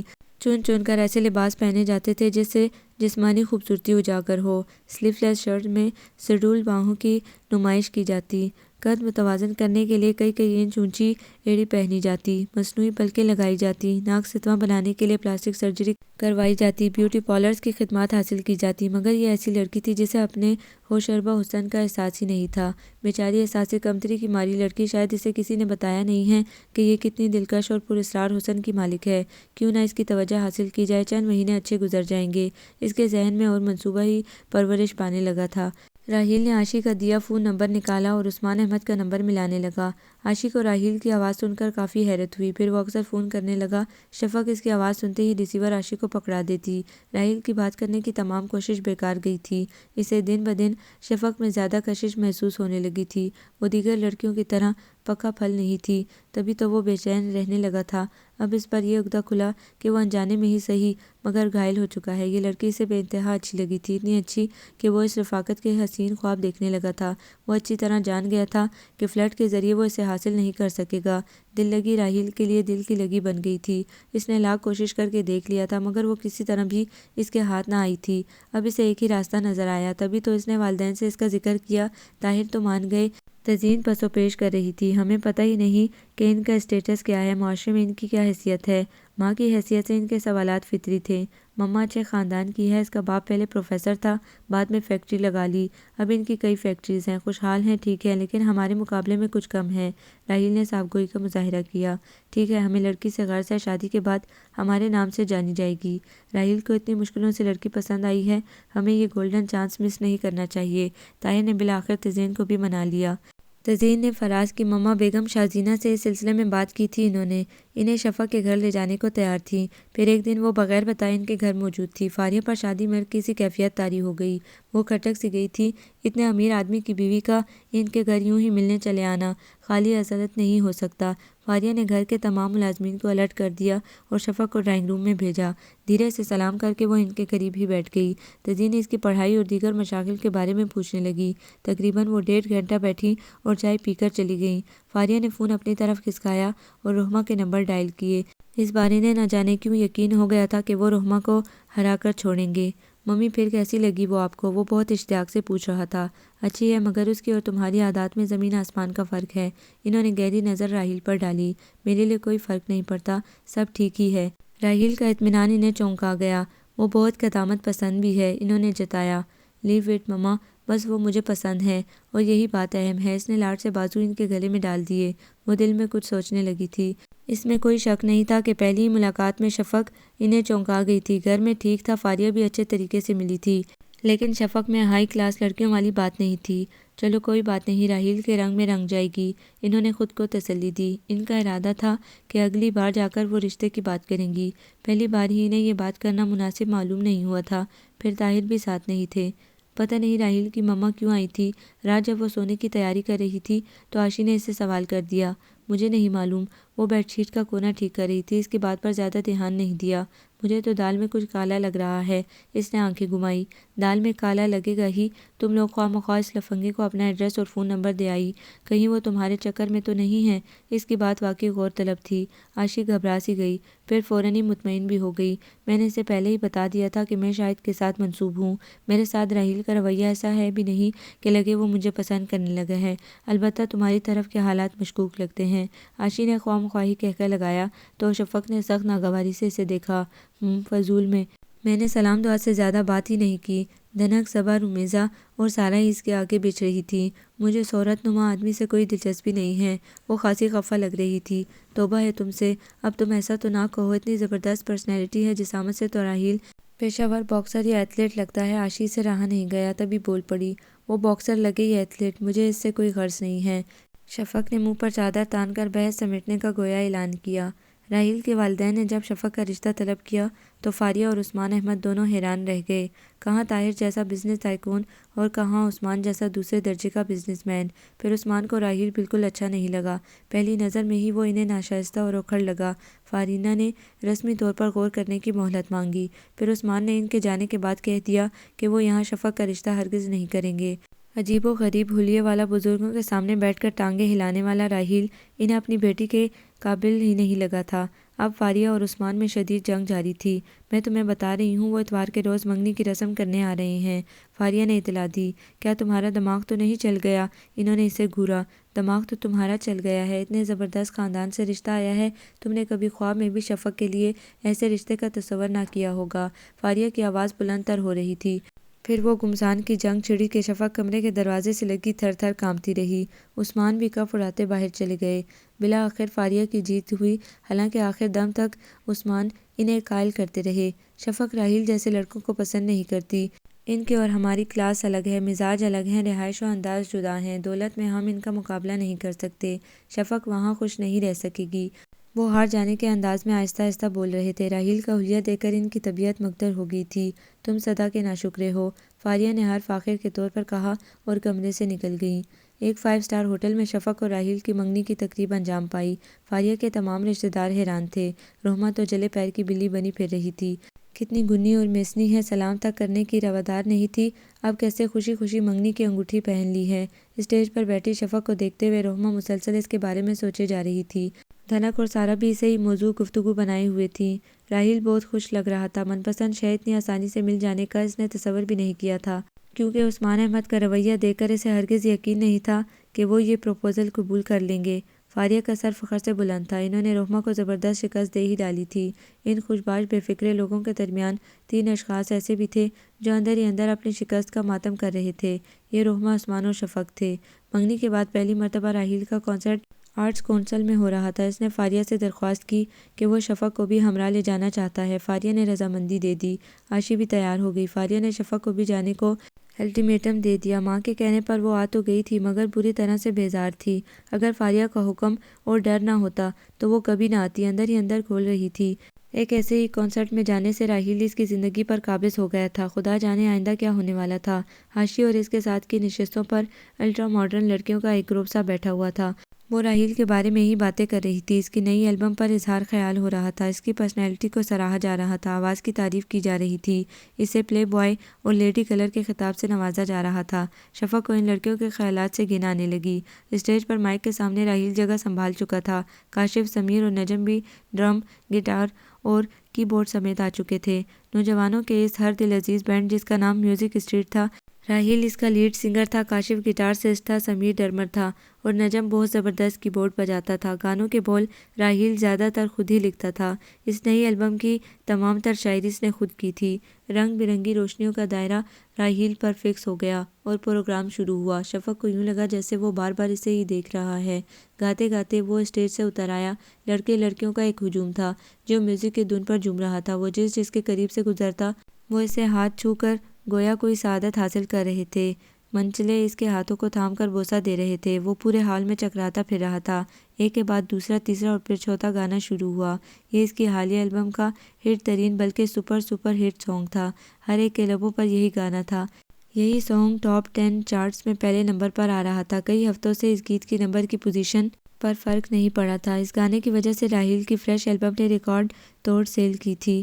امن پر گائے جانے والے ایک گیت نے اسے بین الاقوامی میوزک کی دنیا میں جانا پہچانا نام بنا دیا تھا۔ صرف 3 سال کے قلیل عرصے میں اس بینڈ نے حیرت انگیز کامیابیاں حاصل کی تھی جو دوسرے بینڈز 10-15 سالوں میں بھی نہ حاصل کر پائے تھے۔ میوزک اسٹریٹ دونوں ہاتھوں سے دولت اور شہرت سمیٹ رہا تھا۔ ان دونوں چیزوں کی راحیل کے پاس پہلے بھی کمی نہیں تھی، مگر اب تو اور بھی بڑھ گئی تھی۔ ہر کوئی اسے جاننے لگا تھا۔ دھڑا دھڑ انٹرویوز چھپ رہے تھے، تصویریں لگ رہی تھی، خبریں بن رہی تھی، باہر کے ٹورز ہو رہے تھے۔ کوئی بھی پروگرام ہو ان کے بغیر ادھورا تصور کیا جاتا تھا۔ ساتھ ہی ساتھ راحیل کے بے پناہ اسکینڈل بھی منظر پر آ رہے تھے، مگر اسے کچھ زیادہ پرواہ نہیں تھی۔ وہ زندگی کے ایک ایک سیکنڈ سے انجوائمنٹ کا قائل تھا۔ پھر جب سے اس کی منگنی ہوئی تھی، اسکینڈلز والا معاملہ اس کے نزدیک اہمیت اختیار کر گیا تھا۔ راحیل اس وقت اگلی رو کے قریب تھا۔ پرشور میوزک بج رہا تھا۔ وہ اپنا ہٹ گانا گا رہا تھا۔ تیری آنکھوں نے کیا ہے پاگل، تیری سانسوں نے کیا ہے پاگل، تیرے آنچل نے کیا ہے پاگل، تیرے کاجل نے کیا ہے پاگل، تیری باہوں نے کیا ہے پاگل، تیری راہوں نے کیا ہے پاگل، خواہش میری بس اتنی ہے کر دوں میں بھی تجھ کو پاگل۔ وہ مائک تھامے جذب سے گا رہا تھا۔ کیوں خوابوں میں میرے آ کر روز کرتی ہو مجھے پاگل۔ لوگ بے قابو ہو کر اسٹیج پر چڑھ گئے تھے۔ گانا ختم ہوا تو ہال تالیوں سے گونج اٹھا۔ شائقین سیٹیوں، تالیوں اور ہوائی بوسوں کی صورت میں داد دے رہے تھے۔ جو لوگ اوپر چڑھ گئے تھے انہیں مشکل سے اتارا گیا۔ اسی وجہ سے پروگرام آدھے گھنٹے سے بھی زائد عرصہ رکا رہا۔ اسی دوران ایک دلچسپ واقعہ پیش آیا۔ ایک نوجوان لڑکی آٹوگراف بک لیے اسٹیج پر چڑھ گئی اور آٹوگراف کی ضد کرنے لگی۔ راحیل نے کہا کہ وہ پروگرام ختم ہونے سے بعد سب کو آٹوگراف دے گا، مگر وہ مچل گئی۔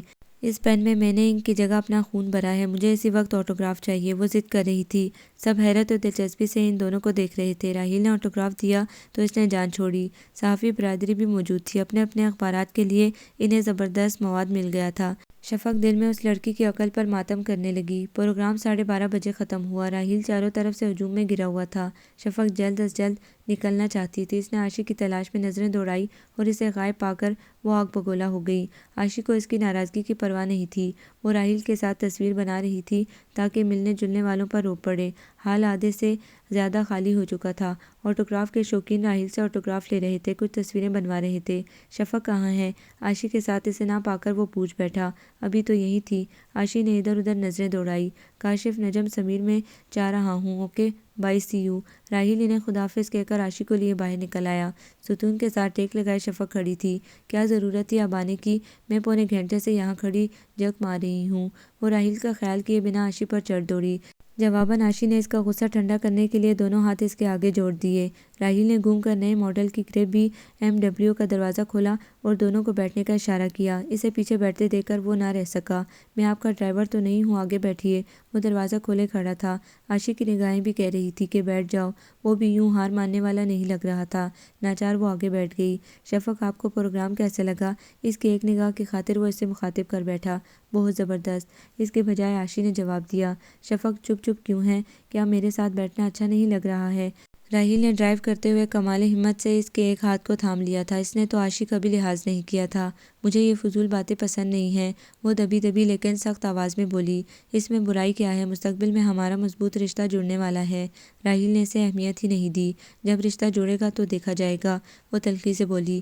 ویسے آپ کو تو دینی پیشوا ہونا چاہیے۔ عاشی اس وقت درمیان میں ہیں، ورنہ آپ کو ٹھیک ٹھاک جواب دیتے۔ شرارت سے مسکراتے ہوئے راہیل نے اس کا ہاتھ چھوڑ دیا۔ عاشی یوں لاتعلقی ظاہر کر رہی تھی جیسے وہاں ہے ہی نہیں۔ شفق اب بالکل دروازے کے ساتھ لگ کر بیٹھ گئی تھی۔ راہیل جان کر سلو ڈرائیونگ کر رہا تھا۔ گھر پہنچ کر شفق نے شکر کا کلمہ پڑھا اور کمرے میں جا کر بستر پر ڈھیر ہو گئی۔ عاشی بالوں میں برش کرتے ہوئے مسلسل کنسرٹ کے بارے میں ہی باتیں کرتی رہی۔ رات کتابیں اٹھا کر وہ اپنے بیڈ روم میں چلی آئی۔ اسے سردی محسوس ہو رہی تھی۔ نرم نرم کمبل میں گھس کر اسے پڑھتے تھوڑی دیر ہی ہوئی کہ فون کی گھنٹی نے اسے ڈسٹرب کر دیا۔ السلام علیکم۔ شفق نے ریسیور اٹھا لیا۔ وعلیکم السلام۔ دوسری جانب پرشوق انداز تھا، وہ فوراً پہچان گئی۔ رگوں پہ میں بیزاری کی لہر دوڑ گئی۔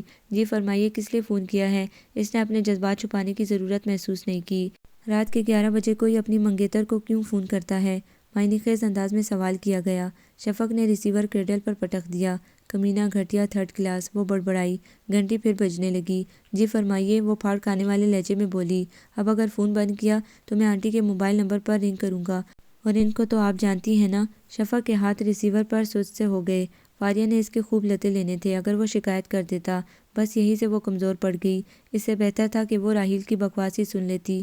اچھا جلدی سے بولیں، میں پڑھ رہی ہوں، وہ اسی انداز میں بولی۔ چھوڑیں بھی کتابوں کی جان، مجھ سے اب اور انتظار نہیں کیا جاتا۔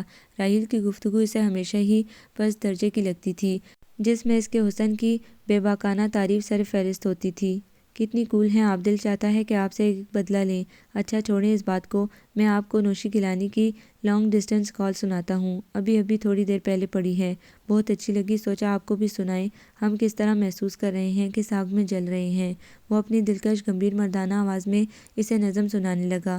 شفق کے رخسار تپ گئے۔ اس نے فون کے پلگ ہی نکال دیا۔ وہ لائٹ بند کر کے لیٹ گئی۔ آنسو خود بخود رخساروں پر بہنے لگے۔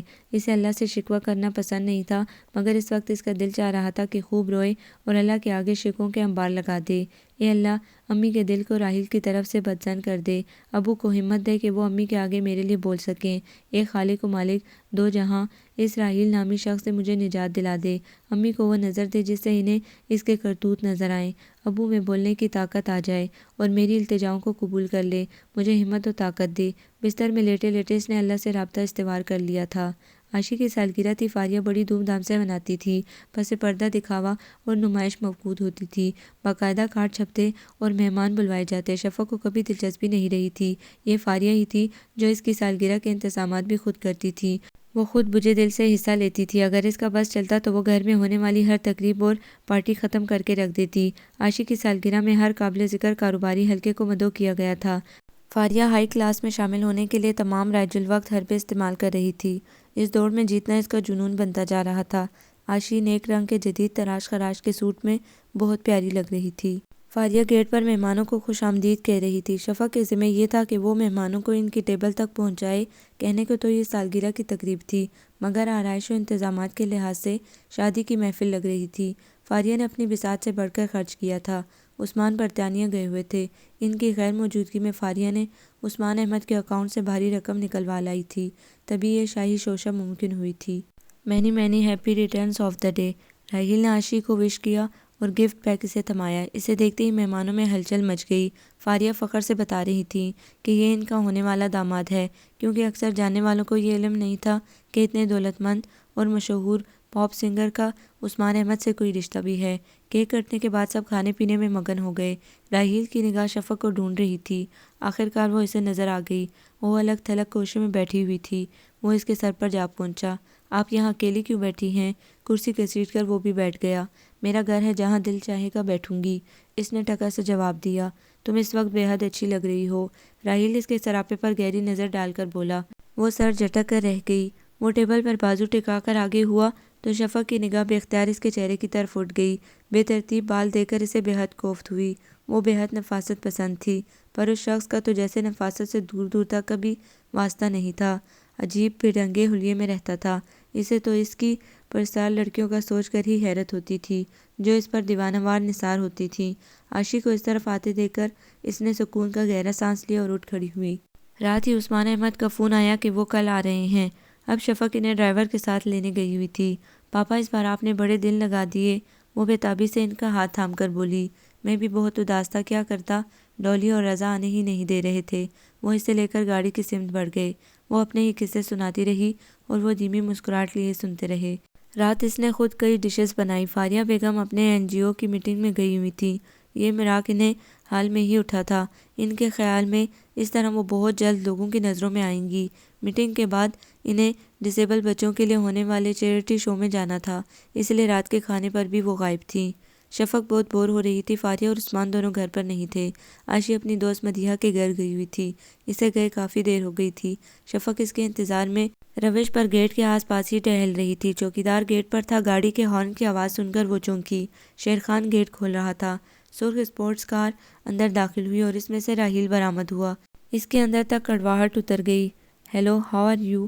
وہ اس کے قریب پہنچ گیا۔ امی ابو گھر پر نہیں ہیں۔ دوپٹہ شانوں پر دوبارہ سے برابر کرتے ہوئے اس نے راحیل کا سوال گول کر دیا۔ اوہ، یہ تو بہت اچھی بات ہے، میں آپ ہی سے ملنے آیا ہوں۔ اس کی آنکھیں چمک اٹھیں۔ میں مصروف ہوں، آپ بیٹھنا چاہیں تو بیٹھیں۔ وہ ڈرائنگ روم کھول کر باہر نکلنے لگی تھی کہ ایک دم وہ اس کی راہ میں حائل ہو گیا۔ پلیز شفق، میں صرف آپ کے چند منٹ لوں گا، ایسے نہیں جاؤں گا، وہ ڈٹھائی سے بولا۔ ناچار وہ ایک طرف صوفے پر ٹک گئی۔ کیا آپ کو تو مجھے تڑپانے میں مزہ آتا ہے؟ کوئی بات سنتی ہی نہیں ہے۔ میرا حال بہت برا ہے، ایسے تو ستم نہ توڑیں۔ وہ اس کی گود میں رکھے ہاتھوں کو غور سے دیکھتے ہوئے کہہ رہا تھا۔ وہ بخوبی اس کی نظروں کی تپش محسوس کر رہی تھی اور دل ہی دل میں جذبس ہو رہی تھی۔ آپ کے ہاتھ بہت خوبصورت ہیں، ویسے آپ خود بھی، بے باکی سے کہتے ہوئے وہ اسے غصہ دلا گیا۔ آپ یہی باتیں کرنے آئے ہیں؟ وہ چٹک گئی۔ سویٹ ہارٹ، یہ تو محبت کی باتیں ہیں، پیار کی باتیں ہیں۔ آپ کو معلوم ہی نہیں کہ یہ ہاتھ میرے دل میں کس طرح سے ہلچل مچاتے ہیں۔ بس انتظار ہے کہ وہ موقع جلد آئے اور یہ ہاتھ میرے ہاتھوں میں آ جائیں، کیونکہ اتنے مغرور ہاتھوں کو کبھی چھونے کا اتفاق ہی نہیں ہوا۔ میں آج کل ان ہاتھوں پر ایک خوبصورت سا گانا لکھنا چاہتا ہوں۔ بہت سارے شاعروں کو پڑھ رہا تھا کہ یہ نظم نظر سے گزری۔ واللہ میرے دل کی آواز ہے، آپ سنیں تو صحیح۔ تیرے حسن کے پیچھے میری دیوانگی کا ایک قصہ ہے۔ تیرے ہاتھوں، تیری زلفوں، تیرے ہونٹوں کی سرخی میں میرا بھی ایک حصہ ہے، اسے ایک دن بتانا ہے۔ تیری انگلیوں کی سرخ پوروں کو، ہتھیلی کے سرخ کٹوروں کو، یہ میرے ہونٹ چھو لینے کی حسرت میں ترستے ہیں، کئی ارماں آنکھوں سے برستے ہیں۔ دیکھیں، خاموش ہو جائیں، مجھے جانے دیں۔ وہ اس کا آخری مصرع سن کر غصے سے کھول گئی۔ میں نے ایسا کیا کہہ دیا ہے جو آپ نروس ہو رہی ہیں؟ ویسے یقین کریں ایسا کچھ نہیں کروں گا جب تک ہمارا رشتہ قانونی نہ ہو جائے۔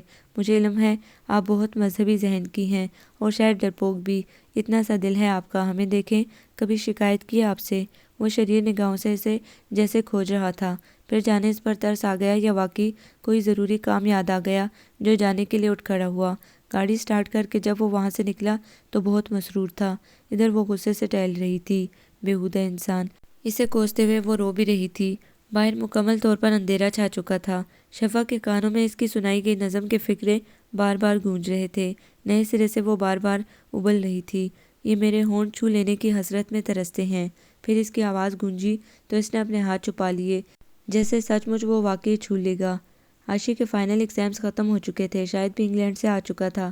اب عاشی کے سسرال والے شادی کی ڈیٹ مانگ رہے تھے۔ وہ اپنے جہیز کی تیاریوں میں مگن تھی۔ عثمان نے فاریہ سے مشورہ کرنے کے بعد شادی کی تاریخ دے دی۔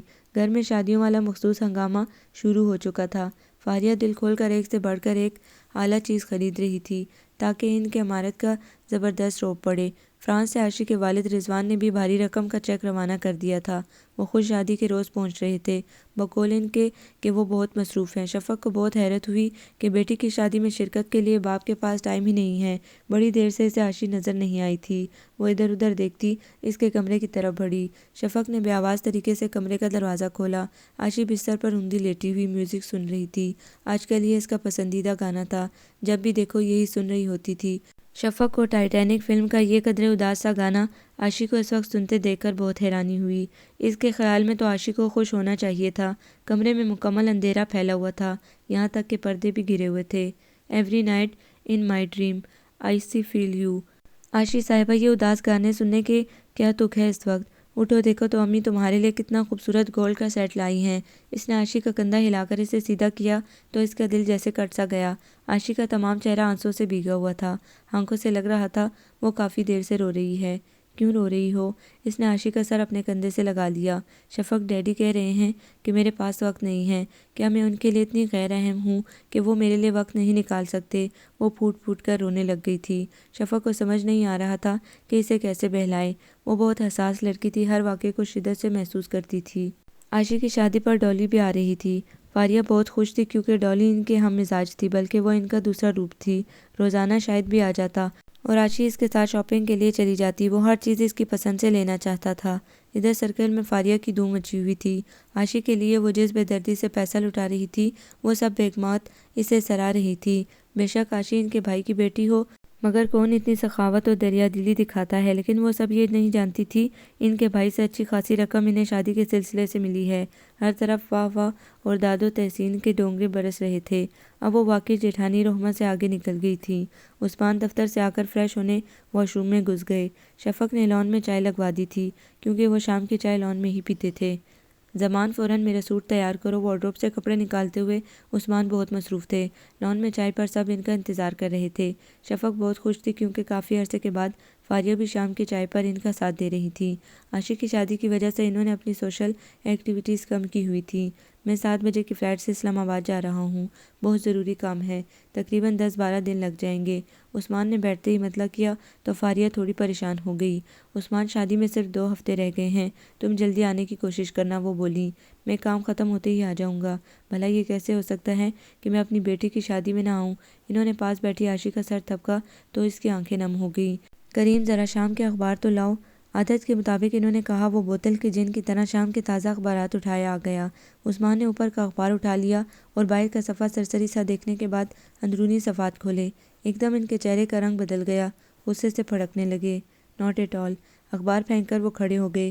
وہ تینوں بھی حیران تھی کہ یکایک انہیں کیا ہوا ہے جو وہ یوں غصے میں آ گئے ہیں، حالانکہ وہ بڑے ٹھنڈے مزاج کے تھے۔ عثمان کیا ہوا ہے؟ فاریہ نے ان کا شانہ ہلایا۔ لو پڑھ لو اس لفنگے کے کارنامے۔ انہوں نے لفظ لفنگے پر زور دیا اور اخبار فاریہ کی طرف بڑھایا۔ تو کیا ہوا؟ آج کل اسکینڈلز بھی ان کے بنتے ہیں جو کسی قابل ہوتے ہیں۔ ویسے بھی جھوٹی خبریں لگانا تو ان اخباروں کا پسندیدہ مشغلہ ہے۔ مجھے تو یہ اس کے بدنام کرنے کی مہم لگ رہی ہے۔ یہ کوئی نئی بات نہیں ہے، ایسا ہوتا رہتا ہے۔ خبر پڑھ کر ان کا اطمینان قابل دید تھا۔ یہ معاملہ اہم ہے، عثمان نے چیخ کر کہا۔ یہ جھوٹی خبر ہے۔ فاریہ نے ان کا کندھا دبایا۔ یہ تصویر جھوٹی نہیں ہے۔ انہوں نے پھر اخبار فاریہ کی طرف بڑھایا۔ تصویر بھی غلط ہے کیونکہ سائنس نے بڑی ترقی کر لی ہے۔ بالفرض اگر یہ سچ بھی ہے تو اسے کوئی فرق نہیں پڑتا۔ اس عمر میں سب لڑکے ایسے ہی ہوتے ہیں۔ انجوائے کرنے کا حق ہر کسی کو ہے۔ یہ صحافی تو فضول بکتے ہیں۔ فاریہ کی بے نیازی بے قرار تھی۔ وہ بہت فضول شخص ہے۔ عثمان نے دانت پیسے۔ بہت اچھا لڑکا ہے راحیل۔ فاریہ سے برداشت نہ ہو سکا، بول پڑی۔ ہاں وہ تو عابد پرہیزگار ہے۔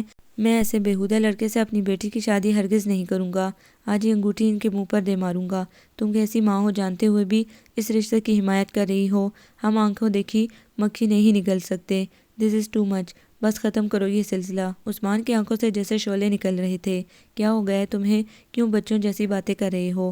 اتنے اچھے لڑکے سے رشتہ ختم کر دوں؟ آگے ہی تمہاری لاڈلی کی عادتوں کی وجہ سے ہمارے سرکل کے لوگ ہنستے ہیں۔ شکر کرو اتنی اچھی اور رچ فیملی میں اس کا رشتہ ہوا ہے۔ انہوں نے اپنے تئیں عثمان کو ٹھنڈا کیا۔ یوں لگ رہا تھا جیسے اس دنیا میں راحیل پہلا اور آخری پروپوزل ہے۔ میری بیٹی گری پڑی نہیں ہے جو اس کے لیے کوئی اچھا لڑکا نہیں ملے گا۔ ویسے بھی تمہاری کلاس کے لڑکے میری شفق کے قابل نہیں ہیں۔ ہاں تم تو پہلے ہی راحیل کے خلاف تھے، احساس کمتری کے مارے ہوئے 100 کیڑے نکالتے تھے، مگر جان لو کہ شفق کی شادی یہیں ہوگی۔ فاریہ بھی خم ٹھونک کر مقابلے پر اتری۔ عاشق دونوں کو چپ کرا رہی تھی جبکہ شفق ٹکر ٹکر انہیں دیکھے جا رہی تھی۔ آخری بار کہہ رہا ہوں، اس انگوٹھی کو اس آوارہ کے منہ پر دے مارو، ورنہ واپس آ کر مجھے خود یہ کام کرنا پڑے گا۔ یہ کہہ کر وہ اندر چلے گئے۔ ان کی فلائٹ کا وقت ہو رہا تھا۔ ملازم ان کا ضروری سامان گاڑی میں رکھ چکا تھا۔ شفق ابھی تک بت بنی کھڑی تھی۔ عثمان اس کے پاس آئے اور اس کے سر پر ہاتھ رکھا۔ ڈونٹ وری بیٹا، میں تمہاری مرضی کے خلاف نہیں ہونے دوں گا۔ اسے تسلی دے کر وہ روانہ ہو گئے۔ شفق کا دل چاہا انہیں روک لے، نہ جانے کیوں اس کا دل گواہی دے رہا تھا کہ کوئی طوفان آنے والا ہے۔ ہوش سنبھالنے سے پہلے وہ ان دونوں کی جنگیں دیکھ رہی تھی۔ شکست ہمیشہ عثمان کا ہی مقدر بنتی تھی۔ عاشق فاریہ کو اندر لے گئی تھی۔ شفق نے بے جان ہاتھوں سے اخبار اٹھایا مشہور پاپ سنگر اور میوزک اسٹریٹ کے روح رواں نیو ایئر نائٹ کے موقع پر ماڈل گرل پنکی کے ساتھ رنگ رلیاں مناتے ہوئے۔ اخبار نے تصویر کے نیچے سرخی جمائی تھی، اسے پنکی اور راہیل کا ہوشربا پوز دیکھ کر پسینے آ گئے۔ اس نے اخبار رکھ دیا۔ اسے اس بات کا ہرگز دکھ نہیں تھا کہ وہ ایک غیر لڑکی کو باہوں میں لیے کھڑا ہے، بلکہ اسے خوف تھا کہ فاریہ اپنی برتری جتانے کے الزام اور عثمان احمد کو شکست دینے کے لیے کوئی انتہائی قدم نہ اٹھا لیں۔ وہ آنے والے وقت سے خوفزدہ تھی۔ مرے مرے قدموں سے وہ اندر کی طرف بڑھی، مگر فاریہ کی آواز نے اس کے قدم وہیں روک دیے۔ مائی سن، آئی نو یہ سب جھوٹ ہے۔ تمہارے دشمن تمہاری شہرت سے خائف ہو کر یہ گھٹیا حربے استعمال کر رہے ہیں۔ فاریہ کا لہجہ اتنا میٹھا تھا کہ کچھ منٹ پہلے ہونے والی بدمزگی کا شائبہ تک نہ تھا۔ اب ایسا کچھ نہیں ہوگا۔ ان کے لہجے میں ایک عزم سا تھا۔ شفق وہیں سے پلٹ کر بیڈ روم میں آ گئی۔ ادھر راہیل نے فون بند کر کے اطمینان کا سانس لیا۔ اسے بھی عثمان اور فاریہ کے سخت رد عمل کی توقع تھی، مگر ایسا کچھ نہیں ہوا۔ پارٹی میں صحافی اس کی ایک ایک حرکت پر نگاہ رکھے ہوئے تھے۔ پنکی کے ساتھ تصویر اسی سلسلے کی کڑی تھی۔ راہیل نے بھی کون سا خیال کیا تھا، جذبات کے ہاتھوں بے قابو ہو گیا تھا۔ بعد میں اس سے خاص افسوس بھی نہیں ہوا۔ شوبز میں آنے سے پہلے بھی اس کی کئی لڑکیوں سے دوستی تھی۔ وہ ملک کے ہائی کلاس کا نمائندہ تھا، جہاں ایسی دوستیوں اور مخلوط میل ملاپ کو برا نہیں سمجھا جاتا تھا۔ پڑھائی کے دوران کا تمام عرصہ اس نے ملک سے باہر گزارا تھا، اس لیے وہ کچھ زیادہ ہی ترقی پسند تھا۔ شفق پہلی ملاقات میں ہی اس پر اپنا تاثر چھوڑ گئی تھی۔ اسے پسند کرنے کی بنیادی وجہ یہ تھی کہ وہ منفرد و مختلف تھی۔ اس کے گریز میں بھی راہیل کو انتہائی کشش محسوس ہوتی تھی۔ عام طور پر وہ لڑکیوں سے دوستی کے ابتدائی مرحلے میں ہی بیزار ہو جاتا تھا، پر شفق اس کی زندگی میں آنے والی واحد لڑکی تھی جسے وہ ابھی تک ذرا بھر بھی بیزار نہیں ہوا تھا، بلکہ دن بدن اس کی طلب بڑھتی جا رہی تھی۔ 3-4 روز سے یہی ہو رہا تھا کہ فاریہ صبح سویرے نکلتی اور رات گئے لوٹتی۔ شفق پریشان سی تھی، نہ جانے کیا ہونے والا تھا۔ دوپہر وہ سو کر اٹھی تو ڈرائنگ روم سے باتیں کرنے کی آوازیں آ رہی تھی۔ شاور لے کر وہ باہر نکلی تو عاشی اسی طرف آ رہی تھی۔ اٹھ گئی ہو آنٹی کہہ رہی ہیں فوراً ڈرائنگ روم میں آ جاؤ۔ وہ بہت سنجیدہ لگ رہی تھی۔ شفق کے قدم من بھر کے ہو گئے۔ جیسے ہی وہ اندر داخل ہوئی دروازے پر ہی ٹھٹک گئی۔ اندر راہیل کے ممی ڈیڈی، آنٹی شہلا اور راہیل کے ساتھ کچھ اجنبی صورتیں تھیں۔ بائیں ہاتھ رکھے گئے صوفے پر ایک باریش و دیڑھ عمر شخص رجسٹر سا تھامے بیٹھا تھا۔ فاریہ اسے یوں ہی دروازے میں دیکھ کر اس کے قریب چلی آئیں۔ اس گھر کی مضبوط بنیادیں تمہارے ہاتھ میں ہیں، جیسا میں کہوں کرتی جاؤ، ورنہ میں رضوان کے پاس یہ گھر چھوڑ کر چلی جاؤں گی، وہ دھیمی اور سرد آواز میں بولی اور اس کے سرد وجود کو صوفے پر لا بٹھایا۔ مولوی صاحب شروع کریں۔ فاریہ نے ادھیڑ عمر باریش شخص کی طرف رخ کیا، پھر آنن فانن وہ ہو گیا جس کے نہ ہونے کی وہ دعائیں مانگا کرتی تھی۔ کانپتے ہاتھوں سے اس نے سائن کیے۔ فاریہ کی آنکھوں میں وارننگ سی تھی کہ دیکھو میں جو کہوں کرتی جاؤ۔ جیسے اس نے سائن مکمل کیے، فاریہ نے سب کو مٹھائی پیش کی۔ عاشی نے برفی کا ایک ٹکڑا اس کے منہ میں زبردستی ڈالا تو اس نے بمشکل نگلا۔ آنسو اور آہوں کے سمندر پھٹ پڑنے کو بے تاب تھے۔ جیسے ہی عثمان کا فون آیا میں پریشان ہو گئی۔ انہوں نے کہا کہ اس سے پہلے کوئی اور سکینڈل بنے میں آپ سے بات کروں۔ اب نکاح تو ہو گئے، رخصتی عثمان کے آنے پر ہی ہوگی، وہ سب کو بتا رہی تھی۔ شفق کو ہنس ہنس کر باتیں کرتی فاریہ ہرگز اپنی ماں نہیں لگ رہی تھی۔ یہ تو کوئی اجنبی صورت تھی۔ مائیں ایسی سنگ دل اور بلیک میلر نہیں ہو سکتی۔ انا کی جنگ میں وہ جیت گئی تھی۔ ان کے سازشی ذہن نے خوب منصوبہ بنایا تھا۔ اب ان کا ارادہ تھا کہ عاشی کی شادی والے روز عثمان کی موجودگی میں وہ راہیل اور شفق کے نکاح کا اعلان کرے گی۔ اتنے لوگوں کی موجودگی میں اپنی عزت کے ڈر سے عثمان رخصتی کرنے پر تیار ہو جاتے، یوں ان کی جیت مکمل ہو جاتی۔ عثمان کے چیلنج کا انہوں نے منہ توڑ جواب دیا تھا۔ طاہر یہ کچھ ناگوار سی صورت حال نہیں ہے، مجھے تو یہ سب بہت عجیب لگ رہا ہے۔ شفق کے نکاح میں اس کے تایا چچا کی طرف سے بھی کوئی شریک نہیں تھا۔ لو بھلا اس کینڈلز کا ایسا بھی کیا خوف کہ باپ اسلام آباد سے فون کر کے کہتا ہے کہ بیٹی کا نکاح کر دو، ہو نہ ہو کوئی چکر ضرور ہے۔ تزین میک اپ صاف کرتے ہوئے اپنے خدشات کا اظہار کر گئی۔ میں بھی حیران سا ہوں، عثمان احمد راہیل سے کبھی ہنس کر نہیں ملا۔ رحمہ بھابھی بتا رہی تھی کہ وہ راہیل سے چڑھتے ہیں، پھر یکایک یہ تبدیلی حیرت کی بات تو ہے۔ انہوں نے پنکی اور راہیل والے اسکینڈل کے بارے میں ایک لفظ تک نہیں کہا۔ اس لڑکے کی جلدی کی رٹ نے تو سوچنے سمجھنے کی طاقت ہی اس وقت ختم کر دی تھی۔ اب سب کچھ دھیان میں آ رہا ہے۔ طاہر بھی پریشان سے ہو گئے تھے۔ اچھا آپ ٹینشن نہ لیں، عثمان احمد پرسوں آ رہے ہیں، اصل معاملہ پتہ چل جائے گا۔ تزین نے انہیں تسلی دی۔ عاشی کی شادی کی رسمیں شروع ہو گئی تھی۔ مہندی، مایوں، اپٹن وغیرہ پر سینکڑوں مہمان آئے تھے۔ عثمان بھی لوٹ آئے تھے۔ شفق کی اجڑی آنکھیں دیکھ کر انہیں گمان بھی نہ ہوا کہ کوئی سانحہ ہو چکا ہے۔ عاشی کی رخصتی کے روز ڈالی نے بمشکل گھسیٹ کر اسے کمرے سے نکالا۔ عاشی کی رخصتی سے کچھ ہی پہلے فاریہ نے بالآخر دھماکہ کر دیا۔ انہوں نے سہم ترین محاذ پر عثمان کو شکست دے ہی دی تھی۔ نہیں یہ نہیں ہو سکتا، انہیں یقین نہیں آ رہا تھا۔ میں ایسا کر چکی ہوں، تمہاری لاڈلی بیٹی کی بھی یہی مرضی تھی۔ انہوں نے سفید جھوٹ بولا۔ تم مذاق کر رہی ہو نا؟ عثمان کے لہجے میں تذبذب تھا۔ یہ مذاق نہیں ہے، یہ اہم معاملہ ہے۔ فاریہ بے انتہا سنجیدہ تھی۔ عثمان نے فاریہ کو جھنجھوڑ ڈالا۔ آخر تم نے یہ سب کیوں کیا؟ شفق ادھر آؤ۔ وہ شوق کی کیفیت میں تھے۔ لرزتے قدموں سے وہ ان کے قریب آ کر رک گئی۔ یہ سچ ہے راحیل سے تمہارا نکاح ہو چکا ہے؟ وہ نظریں زمین پر گاڑے کھڑی رہی۔ تمام مہمان دم بخود انہیں دیکھ رہے تھے۔ راحیل، تزین اور اطہر جو ابھی ابھی آئے تھے وہ بھی حیرانی سے دیکھ رہے تھے۔ میں پوچھ رہا ہوں تم سے، یہ تمہاری مرضی سے ہوا ہے؟ وہ دھاڑے شفق کی وہی پوزیشن تھی۔ کیا اس گھر میں میری کوئی حیثیت ہے، مقام ہے؟ انہوں نے لگاتار کئی تمانچے فاریہ کو دے مارے۔ اور تم نکل جاؤ یہاں سے۔ انہوں نے شفق کو دھکا دیا۔ عثمان، کیا کر رہے ہو؟ سفیان نے انہیں روکا۔ زندگی میں پہلی بار وہ چھوٹے بھائی کو اس قدر میری غضب کی حالت میں دیکھ رہے تھے۔ میں اسے کہتا ہوں کہ یہ دور ہو جائے میری نظروں سے، ورنہ میں خود کو شوٹ کر لوں گا۔ وہ اپنا پسٹل لینے اندر کی طرف لپکے۔ شاہد اور رضا ان کے پیچھے بھاگے۔ سفیان نے ڈولی کو اشارہ کیا کہ شفق کو یہاں سے لے جائے۔ اس تمام عرصے میں وہ تینوں ماں بیٹا خاموشی تھے۔ اصل صورتحال کا انہیں بعد میں علم ہوا تھا۔ فاریہ کانپ رہی تھی، غم و غصے سے بری حالت ہو رہی تھی۔ زندگی بھر عثمان نے اس پر ہاتھ نہیں اٹھایا تھا۔ انہوں نے اسکولی بے عزتی کا تصور بھی نہیں کیا تھا۔ اتنی شرمناک صورتحال تھی، یوں کھلے عام معززین کے درمیان۔ عثمان نے ان کی عزت افزائی کی تھی۔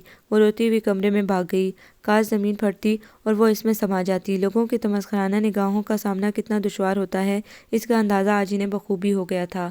عثمان کی وہی حالت تھی۔ سنی نے انہیں ٹھنڈا پانی پلایا۔ اسے کہو وہ چلی جائے اسی کے ساتھ، اور آئندہ وہ مجھے اپنی شکل نہ دکھائے۔ انہوں نے شفق کا ہاتھ پکڑ کر راحیل اور اس کے والدین کے آگے لا کھڑا کیا اور خود کمرے میں جا کر دروازہ بند کر لیا، جبکہ شفق بھی ان کے پیچھے بھاگی تھی۔ پلیز انکل آنٹی شفق کو لے جائیں، ہم ڈیڈی کو کول ڈاؤن کرنے کی کوشش کرتے ہیں کیونکہ وہ اس وقت بہت ڈسٹرب ہیں۔ پلیز آپ اسے لے جائیں۔ ڈولی نے طاہر اور تزین کی منت کی۔ طاہر نے آنکھوں ہی آنکھوں میں تزین کو اشارہ کیا۔ انہوں نے اس بات میں سر ہلایا۔ ٹھیک ہے، شفق کو لائیں بیٹا۔ ان کے جواب پر راحیل پرسکون ہو گیا۔ پلیز ابو دروازہ کھولیں، بے شک مجھے گولی مار دیں مگر ایسے مت کریں۔ وہ پاگلوں کی طرح دروازے پر زور زور سے ہاتھ مار رہی تھی، دستک دے رہی تھی، اپنا سر ٹکرا رہی تھی، مگر دروازہ تو اس کی قسمت کی طرح بند ہو چکا تھا، کیسے کھلتا؟ ڈولی نے روتی سسکتی شفق کو زبردستی گاڑی میں بٹھایا۔ فکر مت کرو، ہم ڈیڈی سے بات کریں گے۔ ہاں بیٹا، ہم دونوں اس معاملے میں عثمان کو سمجھاتے ہیں۔ ریحان اور سفیان تایا نے شفق کا سر تھپکا۔ ڈولی نے بھی تسلی دی، مگر اس کی سسکیاں اور ہچکیاں کسی طرح رکنے میں نہیں آ رہی تھی۔ ادھر شادی کا گھر اچھا خاصا تماشا بن گیا تھا۔ عاشق کی رخصتی کے وقت عثمان مارے بندے باہر آئے۔ عثمان احمد کو منانے اور ٹھنڈا کرنے کی تمام کوششیں بیکار ہو گئی تھیں۔ سفیان، ریحان اور اصفر نے بہت کہا کہ کم از کم بیٹی کو لا کر سیدھے صبح رخصت تو کر دو، مگر وہ سنتے ہی بے قابو ہو گئے۔ فاریہ سے بھی وہ سخت ناراض تھے۔ راحیل، تزین اور طاہر نے کئی دفعہ ملنے کی کوشش کی، فون کیے، مگر ان کی ضد نہ ٹوٹی۔ پھر سب نے ہی کتنا زور لگایا، مگر انہوں نے صاف صاف کہہ دیا کہ اگر شفق کو کسی نے گھر لانے کی بات کی یا ملنے کی کوشش کی تو وہ زندگی بھر اس کی صورت نہیں دیکھیں گے۔ فاریہ کو تو انہوں نے دھمکی دی تھی اگر وہ شفق سے ملی تو وہ دن اس گھر میں ان کا آخری دن ہوگا۔ فاریہ کا سارا دم خم نکل گیا تھا۔ اتنے مہمانوں کے سامنے جو بے عزتی ہوئی تھی، سمدھی سمدن اور اپنے بچوں کے سامنے وہ جس طرح جھوٹی بنی تھی، اسے ان کی تنی گردن میں خم آ گیا تھا۔ کلف دار شخصیت ہلکی ہو گئی تھی۔ وہ تو سب سے چھپتی پھر رہی تھی، تمام بیرونی مصروفیات ترک کر دی تھیں، سارا دن وہ کمرے میں بند رہتی تھیں۔ ڈولی تو چلی گئی تھی، سنی کو ماں باپ کی خاص پرواہ نہیں تھی۔ رہ گئے عثمان، تو وہ اس گھر میں اجنبی کی طرح رہ رہے تھے۔ طاہر، اب کیا کیا جائے؟ ایسے تو اسے نہیں رکھا جا سکتا، ہمارا سوسائٹی میں ایک نام ہے، اس عمل سے ہماری آنے والی نسلوں پر اثر پڑے گا۔ پھر راحیل کا تو تمہیں پتہ ہے، شفق کے والدین سے تو کوئی توقع نہیں رکھی جا سکتی۔ تزین اور طاہر اس مسئلے میں الجھ گئے تھے۔ ٹھیک ہے، ایسا کرتے ہیں کہ آخری بار شفق کے والدین سے بات کرتے ہیں، اگر وہ مان جاتے ہیں ٹھیک، ورنہ ہم اپنے اختیارات استعمال کریں گے۔ طاہر نے حتمی انداز میں کہتے ہوئے بات ختم کر دی۔ شفق خاموش سی ہو کر رہ گئی تھی۔ جب سے وہ راحیل ولا میں آئی تھی اس کا یہی حال تھا، اس کا کھانا پینا بھی برائے نام ہی تھا، سبھی اس کی خاموشی محسوس کر رہے تھے۔ راحیل اس کی کیفیت سے قدرے خوفزدہ سا تھا۔ تزین نے جب اس سے رخصتی یعنی شادی کی بات کی تو وہ اس کے قدموں میں بیٹھ گئی۔ آنٹی، آپ کو خدا کا واسطہ ایسے مت کریں، مجھے یقین ہے ابو مان جائیں گے، وہ گڑ گڑائی۔ مگر بیٹا، عثمان صاحب نے صاف صاف انکار کر دیا ہے، میری ان سے بات ہوئی تھی، انہوں نے کہا ہم جو چاہیں کریں۔ طاہر صاحب نے بھی حصہ لیا۔ ان کی شمولیت کے بغیر میں ہر خوشی اپنے اوپر حرام سمجھتی ہوں۔ وہ رونے لگی تھی۔ مگر یوں ہم تمہیں کیسے رکھ سکتے ہیں؟ ہمارا ایک ہی بیٹا ہے، ہمارے بھی ارمان ہیں، پھر ہمارا ایک مقام ہے، عزت ہے، نام ہے۔ اگر یوں چھپ چھپاتے ہم تمہیں گھر میں رکھ لیں تو لوگ ہم پر ہنسیں گے، باتیں بنائیں گے، ایسا نہیں ہو سکتا۔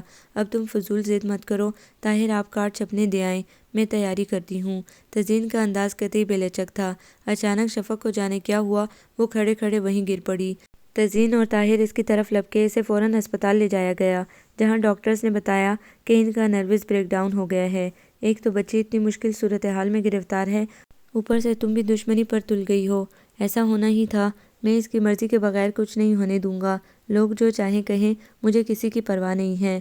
طاہر شفق کی حالت دیکھ کر برس پڑے تو تزئین کو ہار ماننا ہی پڑی۔ ایک ہفتے بعد شفق اسپتال سے آ گئی تھی، مگر اب بھی اسے چلنے پھرنے میں کمزوری محسوس ہوئی تھی۔ جب جینے کی امنگ ہی ختم ہو جائے تو بندہ یوں ہی بے جان، بے حس و حرکت ہونے میں لطف محسوس کرتا ہے۔ سکینہ نے شفق کے کپڑے نکالے تھے جو تزئین کل ہی لائی تھی۔ ان میں سے ایک سوٹ منتخب کر کے اس نے ڈریسنگ روم میں لٹکا دیا تھا، کیونکہ تزئین ہی کا حکم تھا کہ شفق نہا کر کپڑے بدلے۔ طاہر انکل کی تسلی دلاسوں کے بعد وہ خود کو قدرے ریلیکس محسوس کرنے لگی تھی۔ شفق نہا کر نکلی تو سکینہ برش لے کر ہلکے ہلکے اس کے بالوں میں پھیرنے لگی۔ مجھے دے دو، میں خود کرتی ہوں۔ اس نے سکینہ کے ہاتھ سے برش لے لیا۔ سکینہ باہر نکلنے لگی تھی کہ راحیل اندر آ گیا۔ شفق کے ہاتھ لرزے اور تھم گئے، وہ اس کے سامنے بیٹھ گیا تھا۔ پہلے کے مقابلے میں شفق کی رنگت زرد ہو گئی تھی، وہ کمزور بھی لگ رہی تھی، مگر راحیل کو وہ اس وقت پہلے کے مقابلے میں بڑھ کر حسین لگی۔ بھئی کچھ کھائیں پئیں، جان بنائیں، ماما ڈیڈی کیا کھانے سے روکتے ہیں؟ تینوں وقت اس کی ڈائٹ کو وہ دیکھتا تھا۔ وہ خاموش بیٹھی رہی۔ کیوں میری جان کے پیچھے پڑ گئی ہیں؟ ایک ایک کر کے دن گزارے ہیں آپ کے انتظار میں۔ آپ کے والد محترم کم تھے جو اب آپ بھی مجھے ستانے پر تل گئی ہیں؟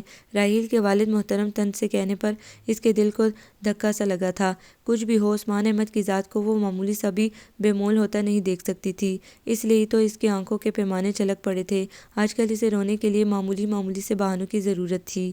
کمال ہے، میں نے ایسا ہی کیا کہہ دیا ہے جو یہ برسات ہو رہی ہے؟ وہ ناراضگی سے بولا۔ اس کے اس انداز پر شفق کے آنسو تھم گئے۔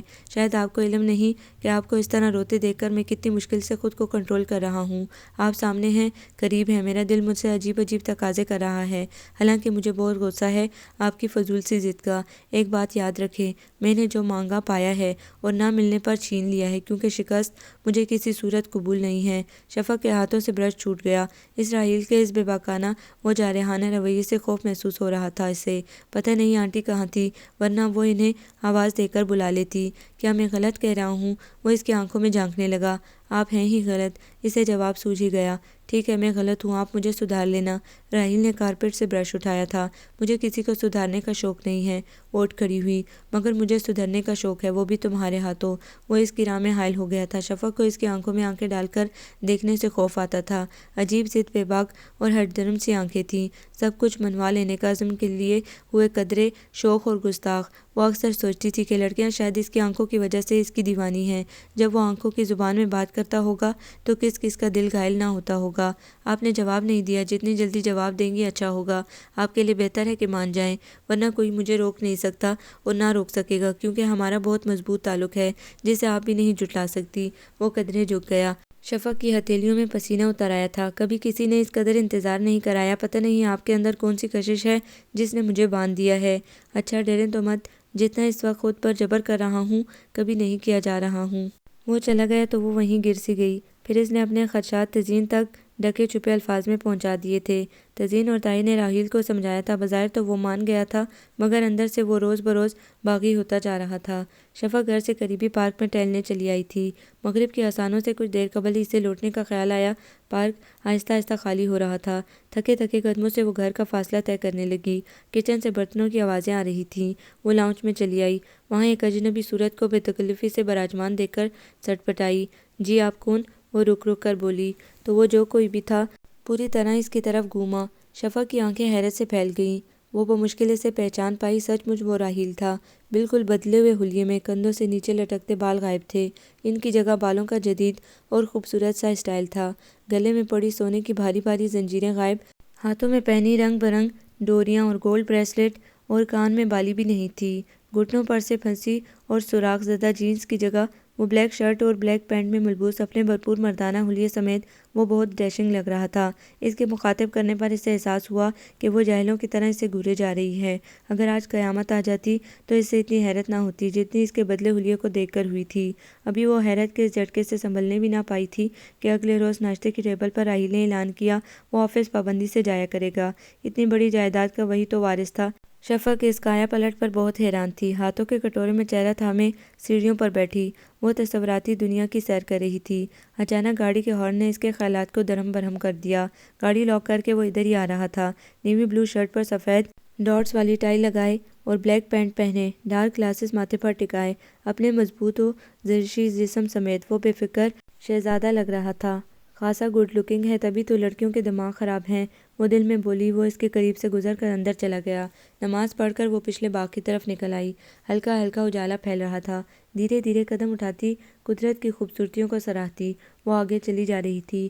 آج وہ پہلی بار اس طرف آئی تھی۔ درمیانی راستے پر چلتے ہوئے ادھر ادھر کا جائزہ لے کر وہ اچھی طرح سوچ چکی تھی کہ روز ادھر آیا کرے گی۔ راستے میں ایک طرف باغ کی دیکھ بھال کرنے والے ملازموں کے کوارٹرز بنے ہوئے تھے۔ پرندوں کی قطاریں شور کرتی اس کے سر کے اوپر سے گزرتی تو وہ ایک نظر انہیں بھی دیکھ لیتی۔ آگے بہت خوبصورت مصنوعی تالاب اور سوئمنگ پول بنا ہوا تھا۔ یکدم وہ رک گئی۔ آگے سے کالے ٹریک سوٹ میں ملبوس راحیل بھاگتا ہوا آ رہا تھا۔ ایک ثانیے کے لیے اس کے چہرے پر حیرت نمودار ہوئی، پھر وہ اس سے کراس کرتا ہوا نکل گیا۔ متحدہ عرب امارات سے آنے کے بعد اس کا حلیہ تبدیل ہو چکا تھا۔ شفق کے کہے گئے الفاظ نے اس کے اندر آگ لگا دی تھی۔ لندن سے واپسی پاکستان آنے سے پہلے ان چاروں نے میوزک اسٹریٹ کی بنیاد رکھی تھی۔ اس ٹائپ کے حلیے گروپس میں ٹرینڈز بنے ہوئے تھے۔ انہوں نے بھی شوقیہ یہی حلیہ اپنایا۔ موسیقی کی دنیا میں آنے سے پہلے اس کا یہ حلیہ ہرگز نہیں تھا، مگر کیا کیا جائے بینڈز میں یہ حلیے کریز بنے ہوئے تھے۔ وہ خود بھی یہی سوچ رہا تھا کہ جلد از جلد اسٹائل تبدیل کرے۔ شفق نہ بھی کہتی تو اس نے وہ حلیہ بدلنا ہی تھا۔ اس کا شمار اچھے خاصے ڈیشنگ لڑکوں میں ہوتا تھا۔ 6 فٹ سے نکلتا قد، لمبا تڑنگا، کثرتی جسم، سحر آفریں شخصیت تھی، مگر شفق نے تو اس کی تمام مردانہ وجاہت کا بیڑا غرق کر دیا تھا۔ پریس کے مطابق راحیل میں زبردست مردانہ کشش تھی، پھر وہ اس کشش سے کیسے بچ گئی تھی۔ شارجہ میں ہی راحیل نے خود کو تبدیل کیا اور یکسر بدلے ہوئے انداز کے ساتھ واپس آیا تھا۔ واپس آنے کے بعد اس نے شفق کو یکسر نظر انداز کر دیا تھا، ورنہ پہلے تو شفق کو دیکھتے ہی اس کی زبان پھسل پڑی تھی۔ شفق جب ناشتے کی ٹیبل پر پہنچی تو صرف راحیل ہی تھا۔ تزین سو رہی تھی اور طاہر آفس جا چکے تھے۔ دلکش سے پرفیوم اور آفٹر شیو لوشن کی ملی جلی خوشبو اس کی ناک سے ٹکرائی۔ نہ چاہتے ہوئے بھی وہ اس پر ایک نگاہ ڈال گئی۔ سفید کڑکڑاتے کلف لگے شلوار کرتے میں ملبوس، کلائی پر قیمتی سی ریسٹ واچ باندھے، مصروف انداز میں ناشتہ کرتے اپنی شخصیت کا بھرپور احساس دلاتا وہ مکمل مرد لگ رہا تھا۔ آج کل وہ مکمل طور پر آفس کے کاموں میں مگن تھا۔ اس کے پرستار اصرار کر رہے تھے کہ جلد از جلد وہ اپنی البم مکمل کر کے ریلیز کرے۔ اب وہ چاروں شام ہی کو اکٹھے ہوتے تھے۔ شوز بھی اب وہ صرف رات کو کرتا تھا۔ زندگی ایک دم بے انتہا مصروف ہو گئی تھی۔ طاہر بہت خوش تھے کہ اس نے اپنی ذمہ داریوں کو پہچان لیا ہے۔ سکینہ چائے تو لاؤ۔ آفس سے آنے کے بعد فریش ہو کر وہ لان میں آ گیا تھا۔ چائے کی سخت طلب ہو رہی تھی۔ ٹیبل پر رکھا موبائل فون بج اٹھا۔ ہیلو، وہ بولا۔ دوسری طرف آشی تھی۔ زبردست بھائی، ہم نے تو آپ کو پہچانا ہی نہیں، بڑے ڈیشنگ لگ رہے ہو۔ پرسوں ہی ٹی وی پر تمہارا لائیو شو دیکھا ہے۔ مرنے والے حسینوں میں اضافہ ہو گیا ہوگا۔ سچ اس اسٹائل نے تو شاہد کو بھی چونکا دیا ہے۔ آشی تعریف کر رہی تھی۔ سچ بھی یہی تھا، اس کے بدلے ہوئے اسٹائل نے میڈیا کو بھی حیران کر دیا تھا۔ پریس والوں نے اسے بڑا سراہا تھا اور چارمنگ بوائے کا خطاب دیا تھا۔ اچھا شفق کیسی ہے؟ آشی اصل بات کی طرف آئی۔ خوش ہیں، راحیل نے مختصراً جواب دیا۔ ہاں بھائی، تم جیسا ڈیشنگ اور ہینڈسم پارٹنر ملے تو بندہ خوش ہی ہوتا ہے۔ اس کے لہجے میں رشک سا تھا۔ سکینہ کے آنے پر راحیل نے شفق کو بلا لانے کو کہا۔ اس کے آنے پر راحیل نے فون اسے تھما دیا۔ آشی ابو کیسے ہیں؟ میرا نہ کردہ گناہ کب معاف ہوگا؟ وہ پہلو بدل کر رہ گیا۔ شفق بی کیئرفل، کیا بچوں جیسی باتیں کرتی ہو؟ راحیل یقیناً پاس ہی ہے، اب وہ تمہارا سب کچھ ہے۔ ایسی باتیں کر کے اپنے شوہر کا دل تو نہ دکھاؤ، اب تو وہ واقعی مرد بچہ لگنے لگا ہے۔ آشی نے اسے چھیڑا تو ماضی کی یاد اس کے ذہن میں چکرا کے رہ گئی۔ تمہیں تو میں دیکھ لوں گی۔ شفق نے یوں مکہ تان لیا جیسے وہ سامنے ہو۔ اسے دیکھو جو تمہارے قریب ہے، وہ برجستہ بولی۔ تم بہت منہ پھٹ ہو گئی ہو۔ شفق راحیل کی موجودگی فراموش کر گئی۔ کمال ہے، راحیل کی کمپنی میں تم ابھی تک منہ پھٹ نہیں ہوئی ہو۔ وہ مصنوعی حیرانگی ظاہر کر رہی تھی۔ آشی سچ مچ تم بہت بےہودہ ہو گئی ہو۔ وہ روحانسی ہو گئی۔ سامنے بیٹھے راحیل کو مسکراہٹ چھپانا مشکل ہو گئی۔ دوسری طرف سے جانے کیا کہا گیا تھا کہ شفق کا چہرہ سرخ ہو گیا۔ راحیل کو اسے دیکھ کر خود پر کنٹرول کرنا مشکل ہو گیا۔ وہ اٹھ کر اندر کی طرف بڑھ گیا۔ موسم بڑا آفت ہو رہا تھا، چھم چھم بارش برس رہی تھی۔ شفق لان میں آ گئی، ٹھنڈی ہوا اس کے بھیگے بھیگے بدن کو گدگداتی تو اس سے بڑا مزہ آتا۔ پورے لان کا چکر لگانے لگی، بچوں کی طرح بوندوں کو ہاتھ میں روکنے کی کوشش کرتے ہوئے وہ بہت روز بعد یوں کھلکھلا رہی تھی۔ راحیل اپنے کمرے کی گلاس ونڈو سے اسے دیکھ رہا تھا۔ 6.5 ماہ میں یہ پہلا موقع تھا جب وہ راحیل ولا میں خوش نظر آ رہی تھی، وگرنہ وہ ہمیشہ اداسی رہتی تھی۔ دور کہیں زور سے بجلی کڑکی، وہ اپنے بازوں میں سر چھپا کر رہ گئی۔ بھلا میرا خوشی پر کیا حق ہے؟ میرا باپ ناراض ہے، میری ماں نے پلٹ کر خبر نہ لی، میرے بہن بھائیوں کو بھی ہوش نہیں ہے، یہاں تک کہ عاشی بھی مجھے پوچھنے نہیں آئی۔ بھلا میں کیوں خوش ہوں، کیوں ہنس رہی ہوں؟ مجھے تو رونا چاہیے، اتنا کہ میرا جرم تو کم از کم دھل جائے۔ سنگ مرمر کی بینچ پر سر مارتے ہوئے اس پر جنون طاری ہو گیا۔ راحیل بھاگ کر وہاں پہنچا۔ کیوں کر رہی ہیں ایسا؟ اگر آپ کو نقصان پہنچا تو آپ کے گھر والے میرے پیرنٹس کو مجھ سمیت عدالت میں گھسیٹتے پھریں گے، کم از کم میں یہاں ایسا کچھ نہیں ہونے دوں گا۔ راحیل نے اسے اپنے بازو کے گھیرے میں لے لیا۔ شفق کے ماتھے سے خون بہہ رہا تھا۔ چھوڑے مجھے، میرا زندگی پر کوئی حق نہیں ہے، مرنے دے مجھے۔ اس نے راحیل کے گھیرے کو توڑنے کی کوشش کی۔ دیکھیں محترمہ، شوق سے مریں، مگر یہ خواہش اپنے گھر جا کر پوری کریں۔ آپ کے والد محترم میرے اوپر قتل کا کیس بنا دیں گے اور مجھے پھانسی پر چڑھنے کا کوئی شوق نہیں ہے۔ راحیل اسے چھوڑ کر ہٹ گیا۔ تیزی سے برستی بارش نے اسے شرابور کر دیا تھا۔ شفق گھاس پر ڈھیلے سے انداز میں بیٹھ گئی تھی۔ اندر چلیں اور کچھ لگائیں۔ راحیل نے اس کی پیشانی کی طرف اشارہ کیا۔ کیوں میں لگاؤں کچھ؟ آپ کو کیا تکلیف ہے؟ خود اذیتی کا جذبہ اوپر آیا تھا۔ ہے نہ تکلیف، ہم آپ کو سالم واپس کرنا چاہتے ہیں، آپ کے گھر والوں کو بتانا چاہتے ہیں کہ آپ محفوظ ہاتھ میں تھیں۔ وہ الجھ سی گئی۔ مسلسل 3 بار اس نے اسے اس کے گھر والوں کا حوالہ دیا تھا، نہ جانے کیا بات تھی۔ ملازم کی ہمراہی میں وہ ڈرائنگ روم میں داخل ہوا۔ فاریہ اس کی آمد کا سنتے ہی اپنے کمرے سے نکل آئیں۔ ان کے پیچھے ہی عثمان احمد تھے۔ تم؟ وہ اسے غور سے دیکھنے پر بمشکل پہچان پائے۔ تبھی تو انہیں حیرت کا جھٹکا لگا۔ راحیل نے مہذب انداز میں سلام کیا۔ انہوں نے ناراضگی سے جواب دیا۔ پھر وہ انہیں شفق کی رام کہانی سنانے لگے۔ وہ پہلو بدلنے لگے۔ بغیر کسی قصور کے انہوں نے اپنی لاڈلی بیٹی کو اتنی بڑی سزا دی تھی۔ احساس پشیمانی آنسوؤں میں ڈھل گیا۔ ضبط کے بندھن ٹوٹ گئے۔ دم خم تو ان کا بہت پہلے ہی نکل گیا تھا، رہی صحیح کسر راحیل کی آمد نے پوری کر دی تھی۔ مجھے فوراً اس کے پاس لے چلو۔ ان کی حالت قابل رحم تھی۔ شفق کو اپنی آنکھوں پر یقین نہیں آ رہا تھا۔ امی ابو اس کے سامنے کھڑے تھے۔ یقین تو تزین اور طاہر کو بھی نہیں آ رہا تھا۔ وہ خاموشی سے باپ بیٹی اور ماں کے ملاپ کا منظر دیکھ رہے تھے۔ شفق بھاگ کر دونوں سے جا لپٹی۔ راحیل خود کو اس تمام سچویشن میں مصفٹ محسوس کر رہا تھا، تبھی اٹھ کر باہر آ گیا۔ جذبات کا طوفان ذرا تھما تو تزین اور طاہر آگے بڑھے۔ عثمان بھائی، شفق جیسی فرمانبردار بیٹی کسی کسی کو ملتی ہے۔ سچ ان 7 ماہ میں اس نے ہمیں اپنا عادی بنا لیا ہے۔ تزین سچائی سے اس کی تعریف کر رہی تھی۔ شفق اسی طرح محفوظ ہے جس طرح آپ کے گھر سے آئی تھی۔ اس کی ضد تھی کہ آپ کی شرکت کے بغیر وہ ہر خوشی اپنے اوپر حرام سمجھتی ہے۔ طاہر دھیرے دھیرے عثمان کو بتا رہے تھے۔ شکوے شکایتوں کا لمبا دور چلا۔ راحیل کا ذکر بھی آیا۔ بھئی یہ نئی نسل بہت باہمت ہے، اگر راحیل نہ آتا تو نہ جانے کب تک میں اپنی بیٹی کو سولی پر لٹکائے رکھتا۔ عثمان نے تعریف کی۔ اچھا اب ہمیں اجازت دیں کہ ہم شفق کو لے جائیں، فاریہ نے کہا۔ ہاں بھئی لے جائیں، ہم جلد ہی اپنی بیٹی کو لینے آئیں گے۔ طاہر اور تزین نے محبت سے شفق کی طرف دیکھا۔ پرسوں آپ سب نے ڈنر پر ضرور آنا ہے، عثمان نے چلتے چلتے یاد دہانی کرائی۔ ڈنر پر راحیل بھی آیا تھا۔ شفق کے احساسات یہ جان کر عجیب سے ہو گئے تھے۔ والدین کی ناراضگی ختم کرنے میں راحیل کا ہی ہاتھ تھا۔ عاشی، سارہ اور رومیزہ نے چھیڑ چھیڑ کر ناک میں دم کیا ہوا تھا، کیونکہ عثمان نے سب بھائیوں کو انوائٹ کیا تھا۔ بڑی بہادر ہو تم، شیر کی کچار سے سلامت نکل آئی۔ عاشی معنی خیز نگاہوں سے اسے دیکھ رہی تھی۔ شفق کا چہرہ سرخ ہو گیا۔ عاشی کو پتہ چل گیا کہ چہرے کا یہ رنگ غصے کی وجہ سے نہیں ہے۔ وہ شرارت سے مسکرائی۔ کامیاب بہو بننے کی پریکٹس تو کر آئی ہو، کاش ایسا ہی کوئی ٹرائل ہم سے بھی لیتا۔ توبہ کرو عاشی، اللہ نہ کرے کسی کے ساتھ ایسا ہو۔ تمہیں نہیں پتہ والدین کی محبت سے محرومی کا عذاب کتنا جان لیوا ہوتا ہے۔ اس نے بے اختیار عاشی کے منہ پر ہاتھ رکھ دیا۔ مہمان باتوں میں مصروف تھے کہ شفق کو عثمان نے کمرے میں بلایا تھا۔ بیٹھو بیٹا، جب تمہاری ماں نے مجھ سے رائے لیے بغیر میری غیر موجودگی میں تمہارا نکاح کر دیا تو مجھے بہت غصہ آیا تھا۔ دوسرے میری راحیل سے کبھی بات ہی نہیں ہوئی تھی۔ اس کا بھی قصور نہیں ہے، وہ آزاد ماحول میں پلا بڑا ہے۔ سچ کہتے ہیں کہ کسی کو پرکھے بغیر کوئی فیصلہ نہیں دینا چاہیے۔ ہم جب عمر کا سنہرا دور گزار لیتے ہیں تو نئی نسل میں ہمیں ہزاروں کیڑے دکھائی دینے لگتے ہیں۔ ہم ان عادات معمولات پر طنز کرتے ہیں جو ہم جوانی میں خود اپنا چکے ہوتے ہیں۔ یہ جنریشن گیپ فطری ہے۔ ہم خود کو بہت اعلیٰ و عرفہ تصور کرتے ہیں اور نئی نسل کو بد لحاظ اور بد تہذیب کہتے ہیں۔ کبھی ہمارے بڑوں کو بھی ہم سے یہی شکایات ہوتی ہوں گی۔ ہم بہت دوگلے ہو جاتے ہیں اس عمر میں آ کر، ہم فریب نظر کا شکار ہو جاتے ہیں۔ اندر سے تو نئی نسل کی خوبیوں کا اعتراف کرتے ہیں، مگر زبان سے کہتے ہوئے ہماری انا پر ضرب پڑتی ہے۔ وہ خاموش ہوئے اور ایک نظر نروس سی بیٹھی شفق پر ڈالی۔ راحیل بالکل بدل گیا ہے بیٹا، اس کے ظاہری حلیے سے لے کر اس کے خیالات تک تبدیل ہو گئے ہیں۔ میرے خیال میں وہ شخص بہتر ہے جس نے کبھی گناہ نہ کیا ہو، اور وہ بہترین ہے جسے گناہ کے بعد توبہ کی توفیق حاصل ہوئی ہو، کیونکہ گناہ سے تائب ہونے والے شخص نے معافی کی لذت چکھی ہوتی ہے۔ نادم ہونے والے کو اللہ بھی پسند کرتا ہے۔ راحیل فطرتاً اچھا ہے مگر تھوڑا بگڑا ہوا ہے۔ عورت کے پاس نیکی، مستقل مزاجی اور محبت کے ہتھیار ہوں تو وہ بگڑے سے بگڑے مرد کو راہ راست پر لا سکتی ہے، اور میں جانتا ہوں میری بیٹی میں یہ سب خصوصیات موجود ہیں۔ تم کہو گی کہ میں کیسا شخص ہوں جو بار بار بیان تبدیل کرتا ہوں۔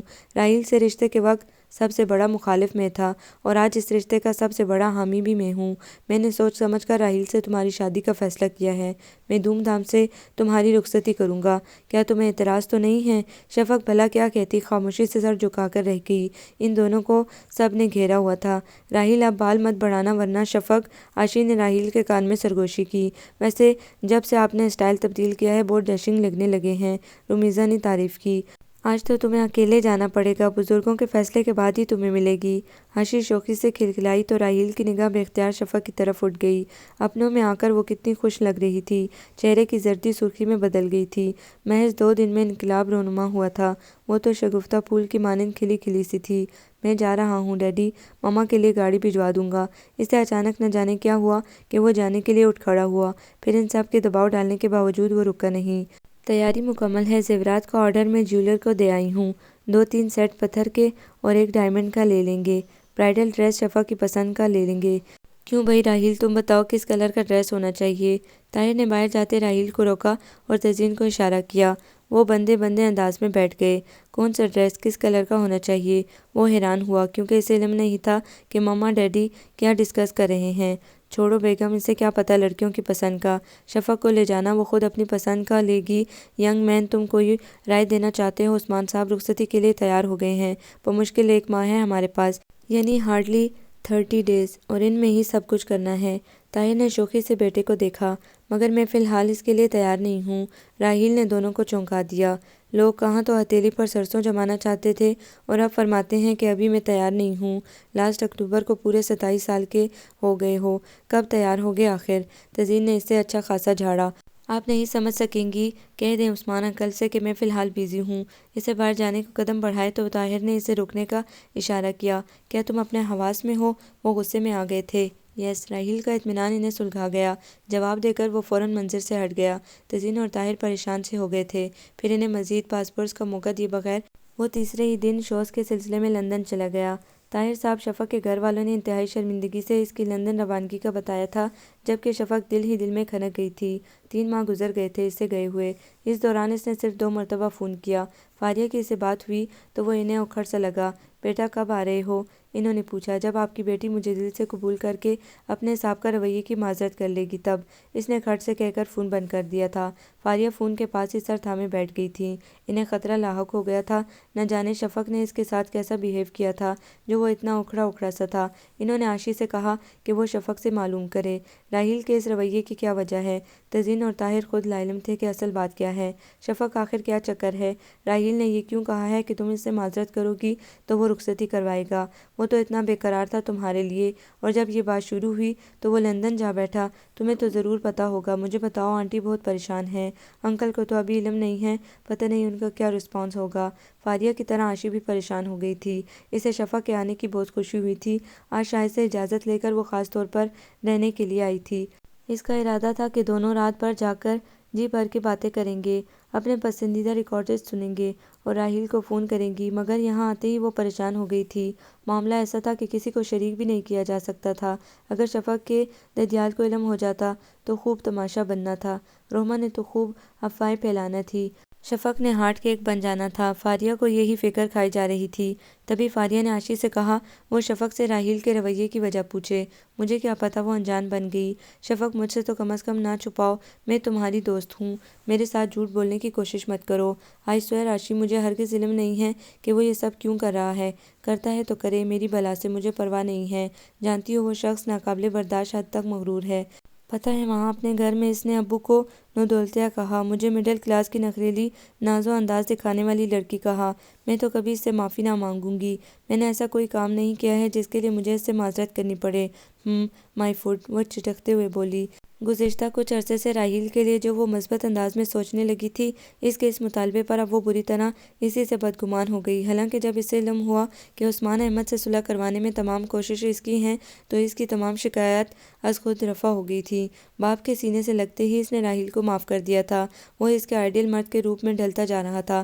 اب وہ خواہ مخواہ کیوں ناشکری کرتی، مگر آج کی تمام منفی خصوصیات دوبارہ زندہ ہو گئی تھیں اور وہ پہلے سے بھی زیادہ کشیدگی محسوس کر رہی تھی۔ راحیل ولا میں قیام کے دوران شفق نے اس کا خوب امتحان لیا تھا، مگر اب وہ کسی اور امتحان کا متحمل نہیں۔ ہو سکتا تھا وہ ہمیشہ کے لیے اس گھر میں آ رہی ہے، یعنی ہم وقت اس کے قریب رہنے کے لیے، تو وہ کیسے اس کی بے اعتنائی سہ سکتا تھا، کیسے جبر کرتا فرشتہ تو تھا نہیں، اور جب شفق نے اسے مردانگی کا طعنہ دیا، اس کے بعد وہ ایسے کسی زبردستی تعلق کو جو مارے بندے باندھا گیا ہو، قبول کرنے کا تصور بھی نہیں کر سکتا تھا۔ بہرحال اس میں اتنا ضبط نفس تو تھا کہ سامنے رکھ کر اسے کم از کم نظر انداز تو کر ہی سکتا تھا، اور یہی کام وہ زور و شور سے کر رہا تھا۔ اس نے ایک بار شفق کی عاشی کے ساتھ فون پر ہونے والی گفتگو سن لی تھی، جب وہ اپنا نقطہ نظر بتا رہی تھی۔ عاشی مجھے ایک بات تو بتاؤ، مرد جب شادی کرتا ہے تو اس کی پہلی شرط یہی ہوتی ہے کہ لڑکی باعفت ہو، چھوئی ہو، کسی کی پرچھائیاں بھی اس پر نہ پڑی ہوں، کسی آلودہ نظر نے اسے نہ چھوا ہو۔ حیا صرف عورت کی میراث ہے، یا مرد کا بھی اس میں حصہ ہے؟ نہیں، بلکہ اس میں مرد کا بھی حصہ ہے، اور ہونا چاہیے۔ جب مرد شادی کے لیے ان خوبیوں کی حامل لڑکی کو پسند کرتا ہے تو عورت کو بھی یہ حق ہے کہ وہ اپنے لیے باکردار مضبوط مرد کی ڈیمانڈ کرے۔ جب لڑکی ان شرائط پر پوری نہ اترے تو اسے ٹھکرا دیا جاتا ہے، اور یہاں تو بات صاف ہے، شک کی گنجائش ہی نہیں ہے۔ تو پھر میں اپنے لیے ایک مضبوط اور باکردار مرد چاہتی ہوں، جس پر کسی عورت کا سایہ بھی نہ پڑا ہو۔ عاشی میں ایسا کیوں نہیں کر سکتی؟ مجھے یہ حق کیوں نہیں ہے کہ میں ایک ایسے مرد کو ٹھکرا سکوں جو کردار کا بے حد ہلکا ہے؟ آئے روز جس کے اسکینڈل چھپتے ہیں، نت نئی دوستیوں کے اطلاعات آتی ہیں، کبھی کوئی لڑکی گلے کا ہار بنی ہوتی ہے اور کبھی کوئی ڈانسنگ فلور پر اس کے قدم سے قدم ملائے اسٹیپ لے رہی ہوتی ہے۔ اس کے باوجود یوں سر اٹھائے چلتا ہے جیسے اسے بڑا زاہد خوش دنیا میں نہیں ہے، اپنے دامن پر لگے چینٹوں کو دیکھتا نہیں ہے اور چاند مانگتا ہے۔ شفق کے لہجے میں زہر بھرا ہوا تھا، جانے کس نے اتنا زہر اس کے اندر انڈیلا تھا۔ اس کے ماں باپ اور بہن بھائی کو اتنا سخت نہیں تھا، وہ کس پر چلی گئی تھی؟ سنی اور ڈولی سے وہ ملا تھا، دونوں آئیڈیل پرستوں کی جنت میں رہتے تھے، گناہ اور ثواب کے چکر میں نہیں پڑتے تھے۔ پھر عثمان اور فاریہ تھے، دونوں معقول اور حقیقت پسند تھے۔ پھر اسے ممی کی بات یاد آئی جو شفق سے پہلی بار ملنے کے بعد انہوں نے کہی تھی کہ وہ قدامت پسند نظر آتی ہے۔ تب اس نے کتنے آرام سے کہا تھا کہ مجھے اس بات سے کوئی فرق نہیں پڑتا۔ یہ تو آج پتہ چلا تھا کہ اس سے فرق پڑتا ہے اور سب کچھ ویسا نہیں ہے۔ اتنا عرصہ وہ خود فریبی کا شکار رہا تھا کہ وہ جیسا بھی ہے شفق اس سے قبول کر لے گی۔ اس کے پاس دولت ہے، عزت ہے، شہرت ہے، سہولیات کی فراوانی ہے، وہ اعلیٰ تعلیم یافتہ ہے، دنیا کے مانے ہوئے تعلیمی اداروں میں پڑھا ہے، اس کا خاندانی بیک گراؤنڈ باعث افتخار ہے، ان کی سوشل سرکل میں ایک اہمیت ہے، مقام ہے، اتنی بڑی جائیداد کا اکیلا وارث ہے، پھر سب سے بڑھ کر اس کے پاس ظاہری وجاہت کا خزانہ ہے۔ ستائشی نظروں سے اس نے تعریف ہی پائی تھی۔ ناظرینوں کی نگاہیں یہی کہتی تھی کہ بلا شبہ تم لاکھوں میں ایک ہو، پھر اس کا یقین کیسے نہ پختہ ہوتا؟ اور پھر خود شفق کے پاس کیا تھا؟ اس کا خاندان کسی صورت بھی اس کے خاندان کے ہم پلہ نہیں تھا، پھر وہ کیوں کس بات پر اکڑ رہی تھی؟ راحیل کی انا پوری طرح بیدار ہوئی۔ وہ فطری خودسری سے سوچ رہا تھا کہ میرے اندر کیا کمی ہے؟ میں کوئی عورت نہیں ہوں جس کے ساتھ ایک بار اگر غیر مرد کا نام آ جائے تو وہ واجب القتل ٹہرائی جاتی ہے۔ میں مرد ہوں، مرد جن کے پاس ہر کام کرنے کے لائسنس ہیں۔ وہ ہوتی کون ہے؟ شرائط لگانے والی، ٹھکرانے والی، ڈیمانڈ کرنے والی۔ یہ حق صرف مرد کے پاس ہے۔ اس نے یہ حقوق مانگنے کی جرأت کیسی کی؟ کیا اسے علم نہیں ہے کہ یہ معاشرہ مردوں کا ہے، جہاں ایسے حقوق مانگنے والوں کو ذلیل و رسوا کیا جاتا ہے، کفر کا فتویٰ لگایا جاتا ہے۔ شفق کو تو خوش ہونا چاہیے کہ راحیل جیسا مرد اسے چاہتا ہے، اس کے جذبات و نظریات سے متفق نہ ہوتے ہوئے بھی متفق ہوتا ہے، صرف اس کی نگاہ میں بلند رہنے کے لیے اپنے شوریدہ جذبات پر قابو رکھتا ہے، اور وہ نہ جانے کیا سمجھتی ہے۔ اس نے آئینے کے سامنے کھڑے ہو کر بار بار خود کو سراہا تھا۔ وہ لمبا چوڑا بھرپور جوان ہے، مضبوط کثرتی جسم کا مالک، توانا مردانہ وجاہت میں بے مثل، جس کی معمولی سے التفات کے لیے اس کی پرستار لڑکیاں ترستی ہیں، اور وہ شفق جس کے نزدیک اس کی یہ وجاہت مردانہ خوبروئی شاید کوئی اہمیت نہیں رکھتی تھی، تبھی تو اس کے سحر سے بچ گئی تھی۔ وہ خود سے بہت لڑا تھا، بذات خود عثمان کے گھر گیا تھا اور انہیں رام کیا، اور اب جب مما ڈیڈی نے اسے رخصت کرا لانے کا عندیہ دیا تھا تو اس کی زخمی انا جاگ گئی تھی۔ ٹرمپ کارڈ بہرحال اس کے پاس تھا۔ وہ اس کے آگے سرنگوں ہوتی، معافی مانگتی تو اس کی انا بلند ہوتی، وہ روتی گڑ گڑاتی تو اس کے ضبط کو قرار آتا۔ راحیل نے بہرحال اس کی بے نیازی کا بدلہ لینا ہی تھا، بڑے بڑے اس کے آگے جھکے ہیں، پھر وہ کیوں اکڑتی ہے؟ تبھی وہ لندن آ گیا تھا، لیکن کب تک؟ آخر تو لوٹنا بھی تھا۔ پھر والدین کی طرف سے سرزنش کا سلسلہ جاری تھا۔ اب وہ خود واپس آ کر جائزہ لینا چاہتا تھا کہ وہ ٹوٹی ہے یا جھکی ہے۔ یہ سوچ کر اس نے واپسی کے لیے سی ٹوکے کروا دی۔ راحیل، تم نے کیا فضول کی ضد لگائی ہوئی ہے؟ ختم کرو یہ سب۔ تمہیں پتہ نہیں کہ شفق تمہیں پسند کرنے لگی ہے؟ جب سے اسے علم ہوا ہے کہ عثمان انکل کی غلط فہمیاں تم نے دور کی ہیں، وہ بدل گئی ہے، اس کے خیالات تمہارے بارے میں بدل گئے ہیں۔ وہ دوپہر کا کھانا کھا رہا تھا جب اسے عاشق کا فون موصول ہوا۔ وہ حسب عادت شفق کی وکالت کر رہی تھی۔ میرے لیے تو یہ انکشاف ہے، وہ لاپرواہی سے بولا۔ تمہیں پتہ ہے وہ بہت پریشان ہے، رومیزا نے اسے تمہارے حوالے سے طعنہ دیا تھا، اس نے بتایا، اور وہ کر بھی کیا سکتی ہے؟ وہ بے رحمانہ بولا۔ اس کی چیخو پکار دکھاوے کی ہے، حقیقی نہیں۔ وہ اسی ٹون میں بولا تو عاشی سے رہا نہیں گیا۔ راحیل، یہ تم کیا کہہ رہے ہو؟ عاشی حیران تھی اس کی بات پر۔ راحیل نے سارا الزام آرام سے شفق کے کندھوں پر ڈال دیا تھا۔ عاشی کو تاؤ آ گیا، مگر مشکل یہ تھی کہ شفق نے اسے اصل صورتحال سے آگاہ ہی نہیں کیا تھا۔ وہ کس برتے پر اس کا کیس لڑتی؟ کیا تم اس کے بغیر رہ لوگے؟ اس نے امیدوں کی ڈولتی کشتی کو سہارا دیا۔ مشکل ضرور ہے لیکن ناممکن نہیں، راحیل نے اب کی سچائی سے جواب دیا اور فون رکھ دیا۔ شفق نے بازار سے کچھ کتابیں خریدنی تھی۔ راحیل ولا میں قیام کے دوران ہی اسے کتابیں پڑھنے کی عادت پڑی تھی۔ وہاں طاہر کی اپنی ذاتی لائبریری تھی جس میں دنیا کا بہترین ادب جمع تھا، اچھا خاصا ذخیرہ تھا ان کے پاس، اور شفق اپنا زیادہ وقت وہیں گزارا کرتی تھی، اور اب جی چاہ رہا تھا کہ کچھ مزید نئی چیزیں، نئی کتابیں خریدی جائیں۔ اس لیے اس نے عاشق کو فون کر دیا کہ آؤ شاپنگ کے لیے چلتے ہیں۔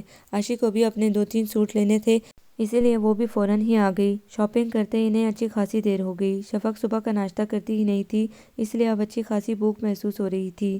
عاشق کا بھی یہی حال تھا۔ گاڑی مناسب جگہ پارک کر کے وہ ایک اچھے سے ریسٹورنٹ میں آ گئی۔ سب سے پہلے عاشق کی نظر راحیل پر پڑی۔ وہ اکیلا بیٹھا ہوا تھا۔ وہ شفق کو ساتھ لیے اس کی ٹیبل کے سامنے جا رکی۔ تبھی شفق نے اسے دیکھا۔ عاشق تو دھڑلے سے بیٹھ گئی۔ وہ کھڑی کچھ دیر انگلیاں چٹکاتی رہی، پھر آس پاس کی ٹیبل پر بیٹھے لوگوں کا خیال آتے ہی بیٹھ گئی۔ یہ ایک کلاس مہنگا ریسٹورنٹ تھا، بھری جیبوں والے لوگ ہی ادھر کا رخ کرتے تھے۔ راحیل اکثر ادھر آتا تھا کیونکہ یہاں لوگ اسے پہچان کر بھیڑ نہیں لگاتے تھے۔ اس وقت بھی وہ آرڈر دے کر انتظار کر رہا تھا۔ کیسے ہو راحیل؟ عاشق نے مسکراتے ہوئے پوچھا۔ تم سناؤ کیسی ہو؟ اس نے شفق کو مکمل طور پر نظر انداز کر دیا۔ میں ٹھیک ہوں، پڑوسیوں کی خیریت تو معلوم کرو۔ اس نے شفق کی طرف اشارہ کیا تو وہ کندھے جھٹک کر رہ گیا، جیسے کسی ناگوار خیال سے پیچھا چھڑا رہا ہو۔ میری خیریت نہ ہی کوئی پوچھے تو بہتر ہے، وہ اس کی حرکت دیکھ کر سلگ کر بولی۔ بہیو یور سیلف شفق، یہ کوئی طریقہ ہے بات کرنے کا؟ عاشق اس کے کان میں غرائی۔ میں جانتی ہوں کہ اسے کس طرح پیش آنا چاہیے، یہ جھوٹا اور بےمان شخص اسے اسی طرح پیش آنا چاہیے، خود کو شہنشاہ سمجھتا ہے۔ وہ ذرا بھر بھی متاثر نہیں ہوئی۔ راحیل کو تو جیسے کسی نے گرم گرم مٹی میں ڈال دیا۔ تمہیں مجھے جھوٹا اور بے ایمان کہنے کی جرأت کیسے ہوئی؟ وہ ہلکی مگر غصیلی آواز میں بولا۔ تم بیٹھنا چاہتی ہو تو بیٹھو، میں جا رہی ہوں۔ وہ عاشق سے کہہ کر اس کی بات نظر انداز کر کے تیز تیز چلتی دروازے سے اوجھل ہو گئی۔ عاشق سر پکڑ کر بیٹھ گئی۔ میرا ارادہ اور بھی مضبوط ہو گیا ہے، کتنی ضدی اور خودسر لڑکی ہے، ذرا کسی کا لحاظ نہیں ہے۔ وہ عاشق کی طرف دیکھ کر بولا۔ پلیز راحیل، اس کی طرف سے میں معافی مانگتی ہوں، دیکھو یہ سب ٹھیک نہیں ہو رہا ہے، مل بیٹھ کر جھگڑے نمٹاؤ۔ وہ شرمندگی سے اسے دیکھ رہی تھی۔ نہیں، یہ سب بہت مشکل ہے، وہ دو ٹوک بولا۔ وہ بہت پیاری اور اچھی ہے، بس تمہارے مطالبے نے اسے کچھ پریشان کر دیا ہے۔ ہاں میں جانتا ہوں وہ کتنی اچھی ہے، وہ طنزیہ بولا۔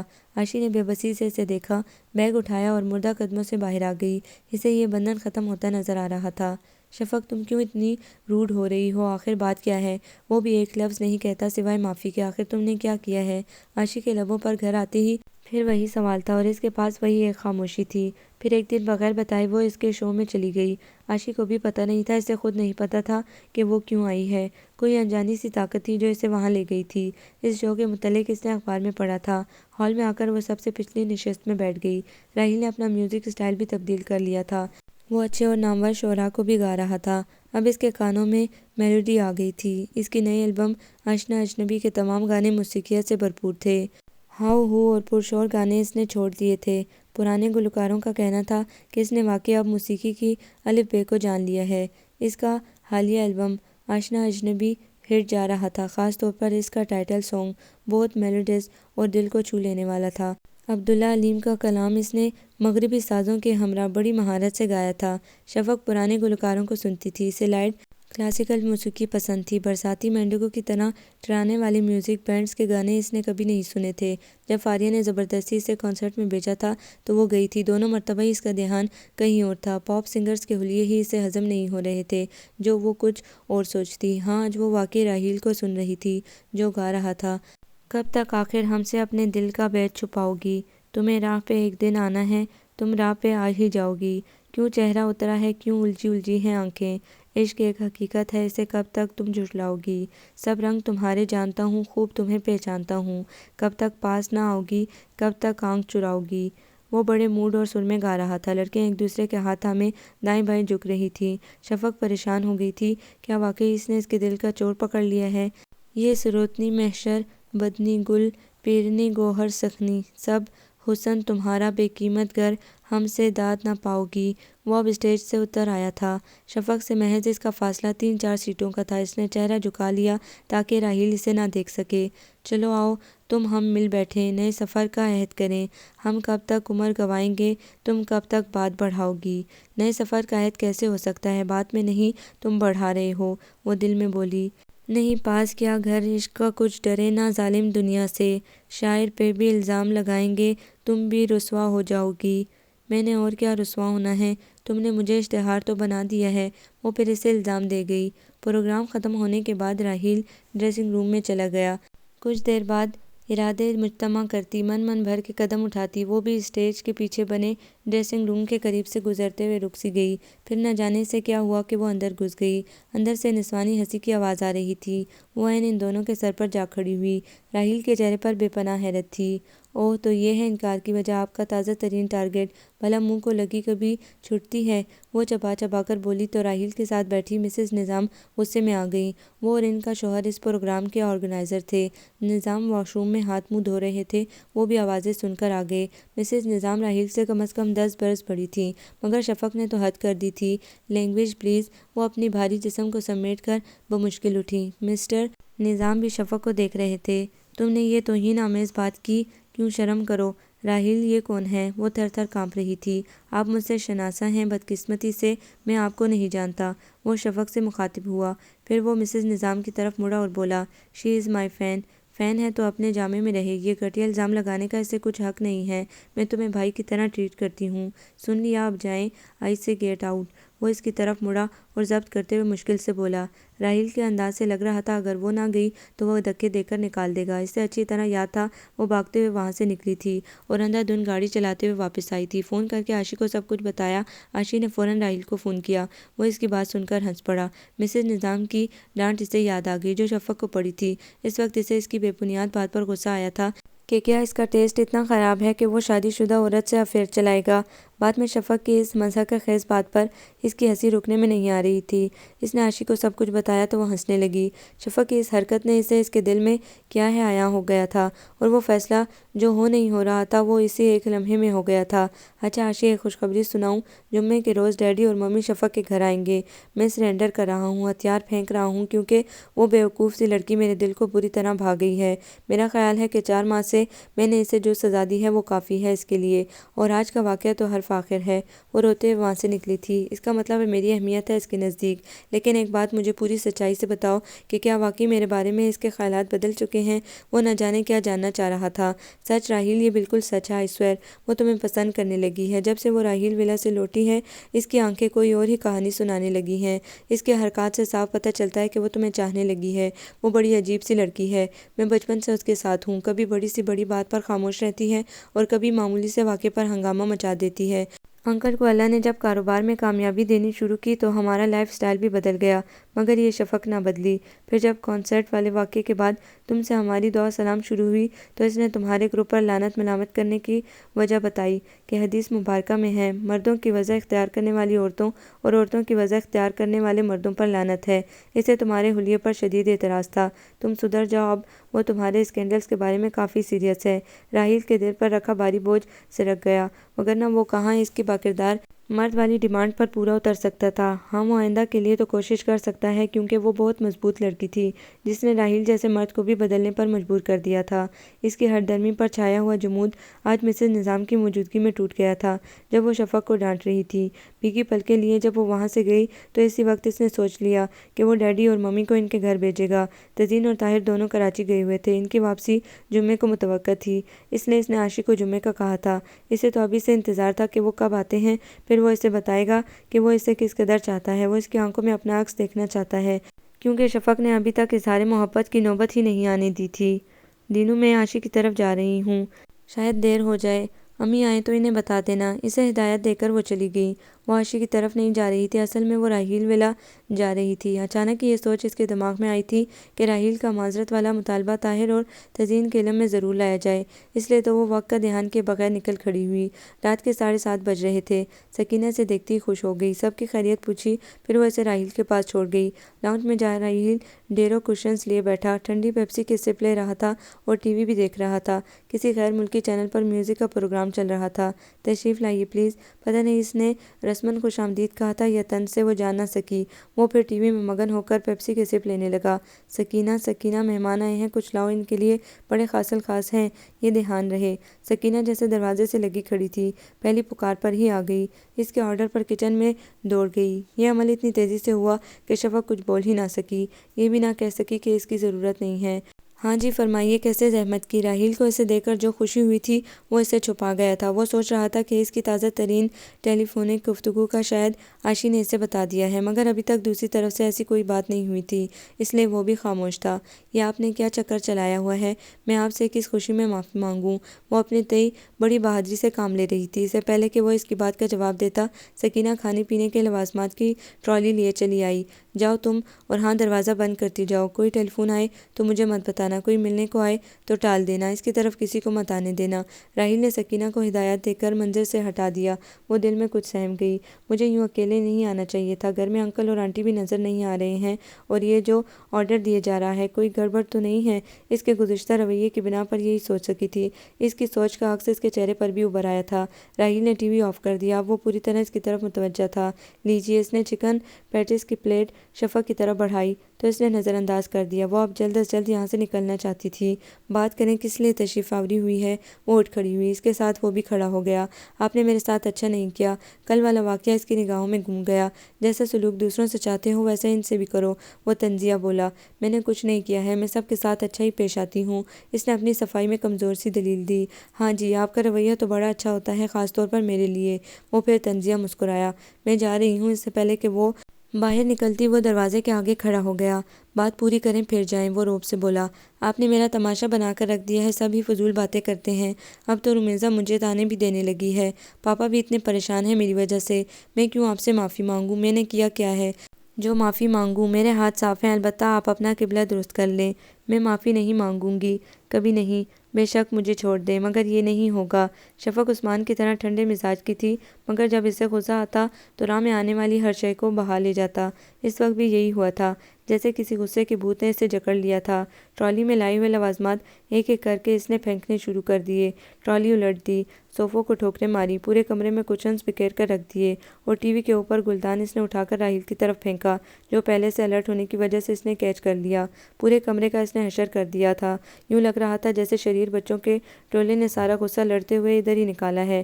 اب اس نے ادھر ادھر کچھ ڈھونڈا۔ میں رہ گیا ہوں۔ راہیل نے ہانک لگائی تو اسے ہوش آیا۔ شرمندگی نے اس کے پورے وجود کا احاطہ کر لیا تھا۔ راہیل کھل کے مسکرا دیا تھا۔ میں سوچ رہا ہوں کہ دوبارہ اپنے فیصلے پر نظر ثانی کر لوں، کیونکہ تم نے تو مجھے بھی اسی طرح تھوڑ پھوڑ دینا ہے۔ مجھے تو لگ رہا ہے کہ اگر تمہارے یہ مشغلے جاری رہے تو ہم بہت جلد کنگال ہو جائیں گے۔ وہ شرمندہ کھڑی شفق کے قریب آیا۔ یہ لیں، یہ اور میں، ہم دونوں بچ گئے ہیں، اسے بھی ٹرائی کریں۔ اس نے کرسٹل کا نفیس سا گلدان شفق کی طرف بڑھایا اور خود قدرے دور ہٹ کر کھڑا ہو گیا۔ وہ کچھ دیر نظریں زمین پر جمائے کھڑی رہی، پھر گلدان اٹھا کر ٹی وی پر رکھ دیا۔ شکر ہے تیرا اللہ، پتہ نہیں میں کیسے بچ گیا ہوں۔ وہ شکر ادا کر رہا تھا۔ پھر وہ اس کے شرمندہ سے چہرے کو دیکھ کر بولا، او بے وقوف لڑکی، کل ممی اور ڈیڈی تمہارے گھر آ رہے ہیں۔ راہیل نے اسے بتایا تو وہ بے یقین انداز میں اسے دیکھنے لگی۔ اس نے جٹ تھرڈ ریٹ عاشق کی طرح شفق کو آنکھ ماری۔ وہ جھیم گئی۔ ابو تو کہہ رہے ہیں کہ یہ بدل گیا ہے، مگر یہ تبدیلی ہے تو مجھے نہیں چاہیے، وہ دل میں بولی۔ مگر میں نے کبھی ہار نہیں مانی۔ راہیل کے لہجے میں شکست تھی۔ میں تم سے ہار گیا ہوں شفق، تم سے جو قدامت پرست ہے، الٹرا ماڈرن نہیں ہے، میری کلاس سے میچ نہیں کرتی ہو، اس کے باوجود میں تم سے ہار گیا ہوں۔ مجھے علم ہے کہ میں تمہارے قابل نہیں ہوں، اس کے باوجود بھی میں چاہتا ہوں کہ خود کو تمہارے قابل بنا لوں۔ میں تمہاری نگاہوں میں اپنے لیے محبت کی چمک دیکھنا چاہتا ہوں۔ تم سے پہلے مجھے کسی نے احساس ہی نہیں دلایا تھا کہ میرے اندر یہ خامیاں ہیں، کمزوریاں ہیں۔ میں اپنی عادات کو باعث فخر تصور کرتا تھا، مگر اب نہیں۔ میں تم سے وعدہ کرتا ہوں کہ میں تمہارے لیے خود کو بدلوں گا، اور بدلا ہے، بس یہ جو ہے نا، یہ کام خراب کر دیتی ہے۔ بس تم سے یہی کہنا چاہتا ہوں کہ آئندہ میرے اندر کی انا پسند مرد کو مت چھیڑنا، کیونکہ مرد یہ چاہتا ہے کہ اس کی انا کو بلند سے بلند کیا جائے، اسے ہرٹ نہ کیا جائے، اور میں یہی چاہتا ہوں۔ باقی محبت میں یہی انداز چلیں گے۔ وہ ہلکا پھلکا ہو کر مسکرایا۔ اپنی شکست کا اعتراف کر کے اسے دکھ نہیں ہوا تھا۔ دل میں کتنے عہد باندھے تھے اسے بھلانے کے لیے۔ وہ بے وفا سامنے آیا، سارے ارادے توڑنا اچھا لگا۔ شفق نے پہلی بار اسے نرم مسکراہٹ سے دیکھا، حالانکہ گھر سے کیا کیا ارادے کر کے چلی آئی تھی کہ اس کی خوب بےعزتی کرنی ہے تاکہ اسے اپنی اہمیت کا علم ہو جائے۔ بے شک وہ اپنی سحر طرز آنکھوں کا جادو چلائے، مگر اسے کمزور نہیں پڑنا ہے۔ لیکن وہ کمزور پڑ گئی تھی۔ میرا خیال ہے رک جاؤ، میں اب جاؤں گی۔ وہ اٹھ کھڑی ہوئی۔ میں فون کر کے کہہ دوں گا کہ تم عاشق کی طرف رکو گی۔ وہ شوق ہوا تو شفق ایک دم خوفزدہ ہو گئی اور اٹھ کر باہر آئی جہاں گاڑی کھڑی تھی۔ وہ اگلا دروازہ کھولنے لگی۔ میں جا رہی ہوں، شب بخیر۔ اس نے شیشہ چڑھاتے ہوئے راہیل کو چڑھایا۔ اب شب کیسے بخیریت گزرے گی؟ وہ اسے مصنوعی تعصب سے دیکھ رہا تھا، جبکہ وہ اس کے بات پر ہنس کر گاڑی آگے بڑھائی گئی۔ شب رخصت ہو رہی تھی اور ایک خوبصورت صبح آنے والی تھی۔ چند گھنٹوں کی دوری پر ہی تو صبح تھی، ایک روشن اور چمکیلی صبح۔ آپ کو یہ ناول کیسا لگا؟ کمنٹس میں اپنی رائے ضرور دیں۔ ہمارے چینل کو لائک کریں، سبسکرائب کریں، شیئر کریں۔